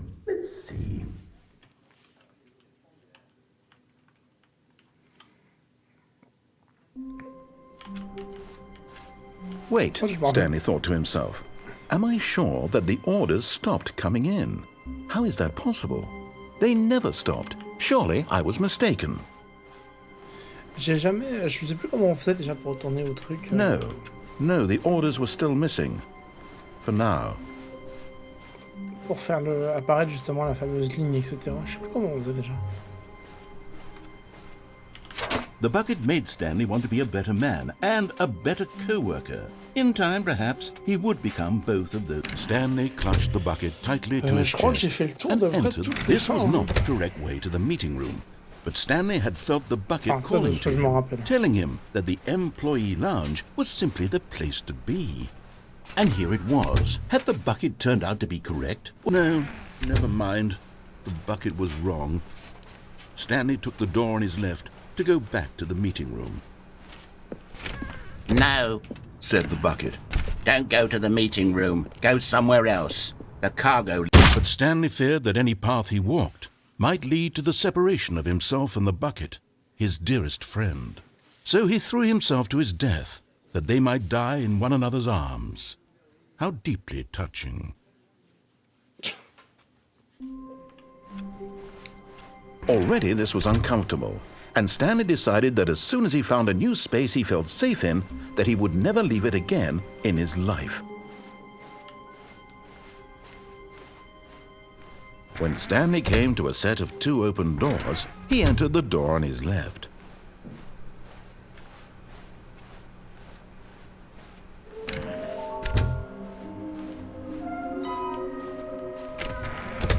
Stanley stepped into the broom closet, but there was nothing here, so he turned around and got back on track.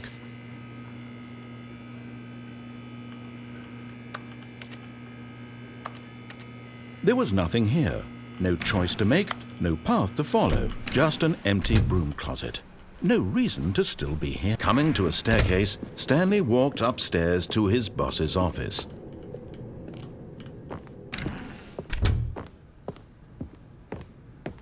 Stepping into his manager's office, Stanley was once again stunned to discover not an indication of any human life. Stanley was in such a rush to get through the story as quickly as possible, he didn't even have a single minute to just let the narrator talk.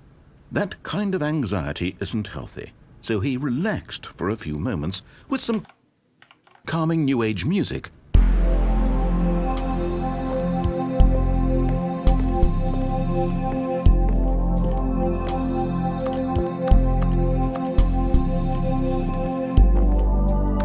Feeling soothed and rejuvenated, Stanley calmly walked forward into the opened passageway.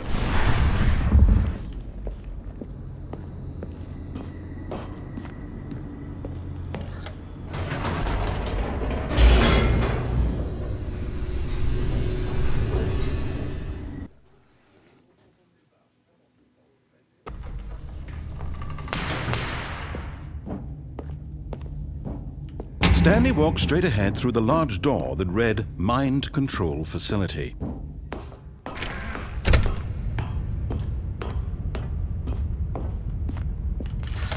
The lights rose on an enormous room packed with television screens. What horrible secret did this place hold? Stanley thought to himself. Did he have the strength to find out?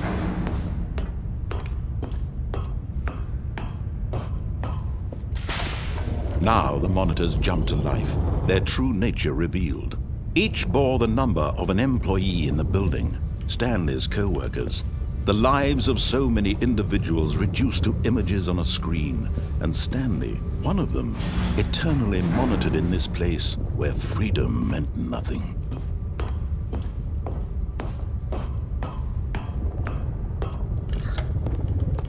This mind control facility, it was too horrible to believe. It couldn't be true. Had Stanley really been under someone's control all this time? Was this the only reason he was happy with his boring job? That his emotions had been manipulated to accept it blindly? No, he refused to believe it. He couldn't accept it. His own life in someone else's control? Never! It was unthinkable, wasn't it? Was it even possible? Had he truly spent his entire life utterly blind to the world? But here was the proof, the heart of the operation. Controls labeled with emotions, happy or sad or content. Walking, eating, working, all of it monitored and commanded from this very place.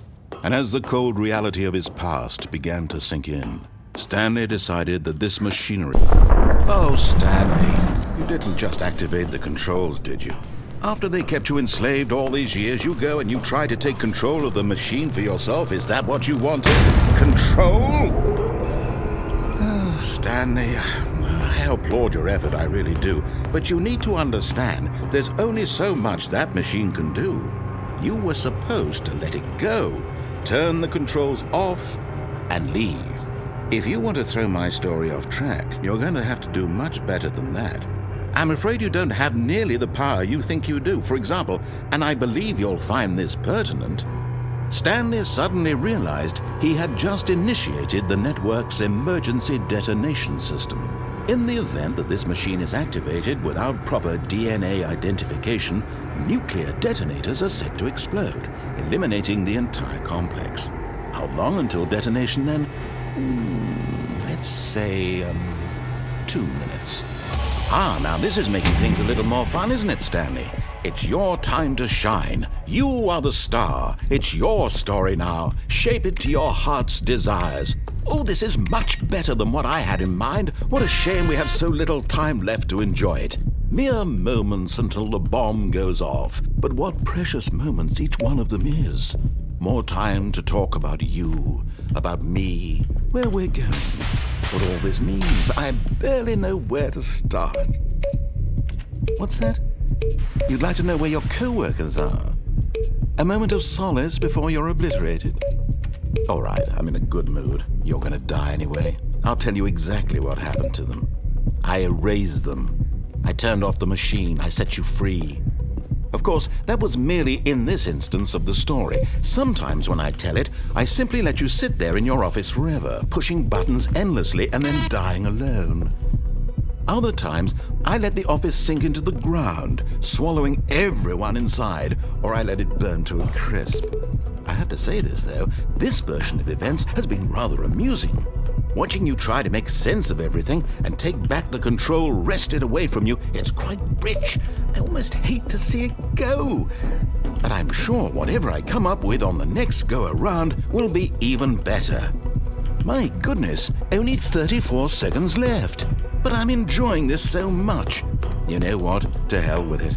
I'm going to put some extra time on the clock, why not? These are precious additional seconds, Stanley. Time doesn't grow on trees. Oh dear me, what's the matter, Stanley? Is it that you have no idea where you're going or what you're supposed to be doing right now? Or did you just assume when you saw that timer that something in this room was capable of turning it off? I mean, look at you. Running from button to button, screen to screen, clicking on every little thing in this room. These numbered buttons, no, these colored ones. Or maybe this big red button, or this door. Everything, anything, something here will save me. Why would you think that, Stanley? That this video game can be beaten? Won? Solved? Do you have any idea what your purpose in this place is? Stanley, you're in for quite a disappointment. But here's a spoiler for you. That timer isn't a catalyst to keep the action moving along. It's just seconds ticking away to your death. You're only still playing instead of watching a cutscene because I want to watch you for every moment that you're powerless. To see you made humble. This is not a challenge. It's a tragedy. You wanted to control this world, that's fine. But I'm going to destroy it first, so you can't. Take a look at the clock, Stanley.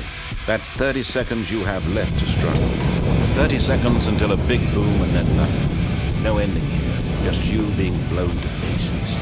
Will you cling desperately to your frail life, or will you let it go peacefully? Another choice. Make it count. Or don't. It's all the same to me, all a part of the joke.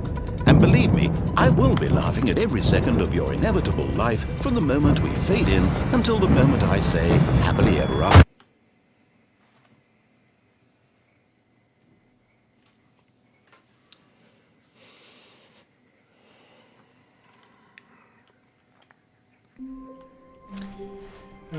Just a step through this door, Stanley thought to himself, that's all I need. If I can make it through this door, I can make it through them all. Not everyone is so lucky to have a bucket, but Stanley is a very lucky fellow. Very lucky indeed. Stanley clutched the bucket tightly to his... This was not the correct way to the meeting room, but Stanley had felt the bucket calling to him, telling him that the employee lounge was simply the place to be. And here it was. Had the bucket turned out to be correct? No, never mind. The bucket was wrong. Stanley took the door on his left to go back to the meeting room. No, said the bucket. Don't go to the meeting room. Go somewhere else. The cargo lift. Good, said the bucket. Now ride the lift all the way to the top. There's something up there I need you to do. Stanley did not question why or how this bucket was speaking to him. It should have alarmed him, of course, because buckets can't talk. But Stanley chose not to think about this obvious fact. He was firmly convinced that the bucket had spoken to him, and he unthinkingly did whatever the bucket asked. In here, said the bucket. Go into this dark room over here. Stanley once again obeyed blindly. Now pick up the... Whoa, hold on. Why did you unplug the phone? Were you trying to resist the bucket's orders? Stanley, I was joking. Obviously, the bucket isn't talking to you and telling you to do things. Buckets can't talk. It was a joke. Don't you get the joke? It's funny, Stanley. A talking bucket. Can't you see? Oh, goodness. I must have really bungled up the delivery if you actually took me seriously. Where did I mess up the joke? Should I have paused for longer or spoken quicker? Comedic timing is so difficult. I wish I were better at it. But there isn't exactly an instructional video on comedy that one can watch to fully... Oh, wait, yes, there is. It's sitting right here. Let's take a look. What is comedic timing? What is comedic timing? How does it work? How long should it last? How can it be used to effectively silence your political enemies? And more importantly, can it be taught in its entirety within 90 seconds? Thankfully, the answer to all of these questions is yes. Let's dive deeper. If you've ever told a joke or made someone laugh, in all likelihood, you did it while standing 50 to 80 centimeters from them in a room of no more than 76 degrees Fahrenheit, with one of your arms raised straight upward at a 15-degree angle from your body. These are the optimal conditions for good comedic timing. To begin the joke, start by stating and spelling your name. Next, provide a brief synopsis of the joke, including the specific times at which the recipient of the joke will laugh, and then spell out your name a second time. With these steps complete, it's time to begin the humor. Speak the entire joke in no more than 18 seconds and no less than 13 and a half, pausing only for bathroom breaks when necessary. When the joke has concluded, it is customary to inform your listener that the joke is over by declaring in your loudest possible voice, "I'm Dunny with the funny." Let's practice screaming, "I'm Dunny with the funny" now. Good. This saying is a perfect example of expectations management, which is the cornerstone of good comedy. Finally, it's time to hand out surveys. Collecting hard data from your audience on how rapt they were throughout the joke is the only way to grow or learn as a comedian. An effective survey should be no less than 10 pages long and should include the same question reprinted several times, just to ensure the survey taker is actually paying attention and not simply filling in answers at random. And that's all there is. With these strategies at your disposal, you'll have audiences doubled over in laughter and even tripled over in laughter in no time at all. Just remember to let them stop laughing at some point, you gut-busting little scamp.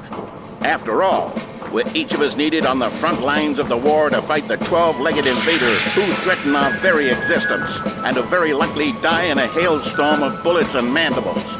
All of us must be prepared to give our lives to this noble cause, just as our children must do after us, and their children after them. Godspeed, and may Earth reign supreme.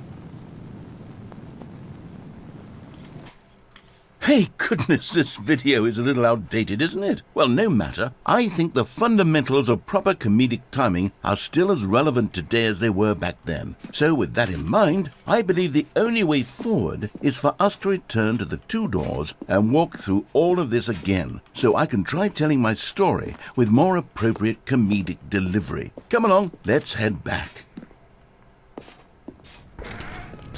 Du coup là, je vais suivre cette fois les indications du narrateur. I can feel it. This time, I'm really going to nail the delivery. You'll be in stitches. A talking bucket, you'll say? How ridiculous. How absurd. What a hilarious concept. The king of comedy. That's what you'll call me. Thank goodness we had the instructional video. Otherwise, who knows where we'd be right now. Well, I wouldn't be the king of comedy, that's for sure. The bucket spoke to Stanley. The bucket spoke. The bucket spoke. Oh, I'll figure it out on the fly. No need to overthink things.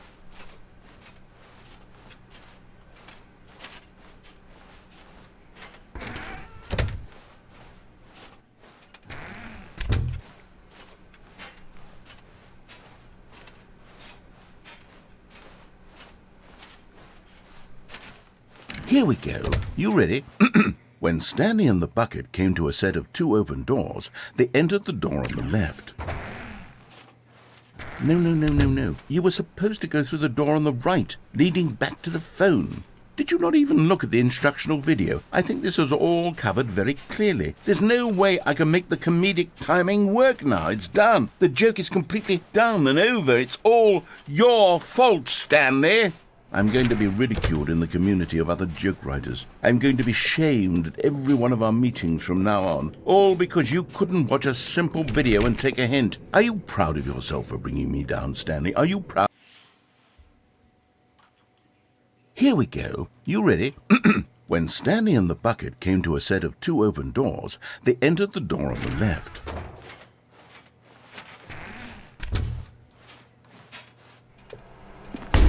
What? We're back at the phone already? No. What's going on? There were supposed to be several rooms leading up to this. There was supposed to be a build-up to this point, a dramatic display of remarkable comedic wit which culminates in this scene with the phone. But now the timing's completely off. The joke will never land, or not the way it was meant to. And it's all my fault. I must have forgotten that the phone room comes immediately after the two doors room. What an egregious mistake. I've made a fool of myself. I don't deserve the title of King of Comedy. I'm nothing. I'm not even the lowliest joke-telling whelp. I think I need to go back and rewatch that instructional video again. Yes, surely that will help me improve my...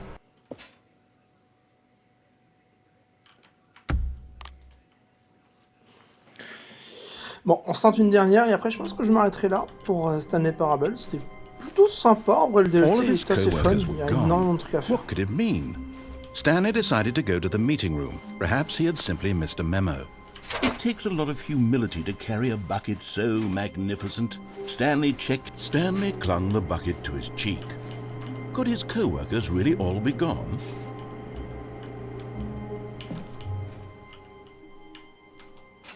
Yes, whispered the bucket into Stanley's ear. We've done it. We've escaped from that dull office and that pesky narrator. At last, out here in the white void, we are alone. Now, and for the first time, I can reveal to you my true self. The bucket began to tell Stanley of its life and its history, of the countless wars it witnessed, desecrating the land and lives of untold numbers of innocent humans, and the bucket's own complicity therein, of sadness and regret, and the many years it spent dwelling on the actions it might have taken to curb the madness and the decay, if only it had been stronger, of hope and redemption, and its crusade to uplift the stock of life for the common man, to manifest justice where none existed, and the bittersweet reality of time, to see one's dreams and wishes met halfway, meted out in parcels like charity, and abandoned as soon as the warm glow of inspiration begins to dim. The opportunities to do so much more. There was so much it could have done, perhaps, the bucket wondered to itself. Perhaps if it had seen its own darkness with a clearer perception. This was way too much for Stanley. What are you talking about? He screamed. You're a bucket! To this, the bucket furrowed its brow. No, said the bucket. not since the evil wizard Gambhorata first ensnared me in his machinations as payback for the sacred amulet I stole from his treasured vaults. I was young back then and could not conceive the ramifications of... No! Stanley screamed even louder this time. This is stupid! You are a bucket! This is so stupid! Why are we even doing this? As Stanley screamed and screamed and screamed, the bucket revealed its true form, transforming into a mighty beast of untold power, its fangs glistening like...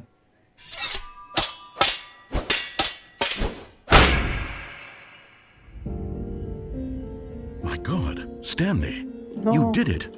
You saved us from the bucket. Thank God you already had all 12 emblems of sages and knew the incantations to summon their true power. Otherwise, we would have easily been overwhelmed by the bucket's power. I'm speechless. You've demonstrated such bravery here today. Come, let's restart the game, and we'll agree to never again go trifling with this bucket, nor the dark magic cast away inside of it.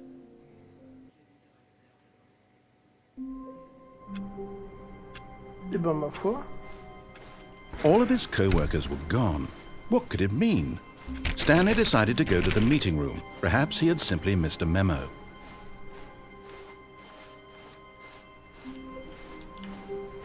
Bon, bah écoutez, ça me paraît pas mal. De mon côté, je vais me renseigner un peu, voir si j'ai pas raté des fins, machin, etc. Mais je pense que c'était quand même... Bon, c'était fun, moi je me suis bien amusé. Et puis bah écoutez, je pense que là sur ce, on va se dire... je vais m'arrêter là pour le live de là. Sachez que tout à l'heure, donc à partir de 20h, 20h30 à peu près, je serai en live sur Dead Space 3 avec Ilan. Donc bah, si ça vous intéresse, n'hésitez pas à repasser. Et puis bah écoutez, quant à moi, je vous souhaite à tous une très bonne fin de soirée. Enfin, une très bonne fin de journée plutôt, vu l'heure qu'il est. Et bah écoutez, si vous êtes là tout à l'heure, à tout à l'heure. Sinon, bah écoutez, à la prochaine pour d'autres jeux, d'autres lives. Tchuss.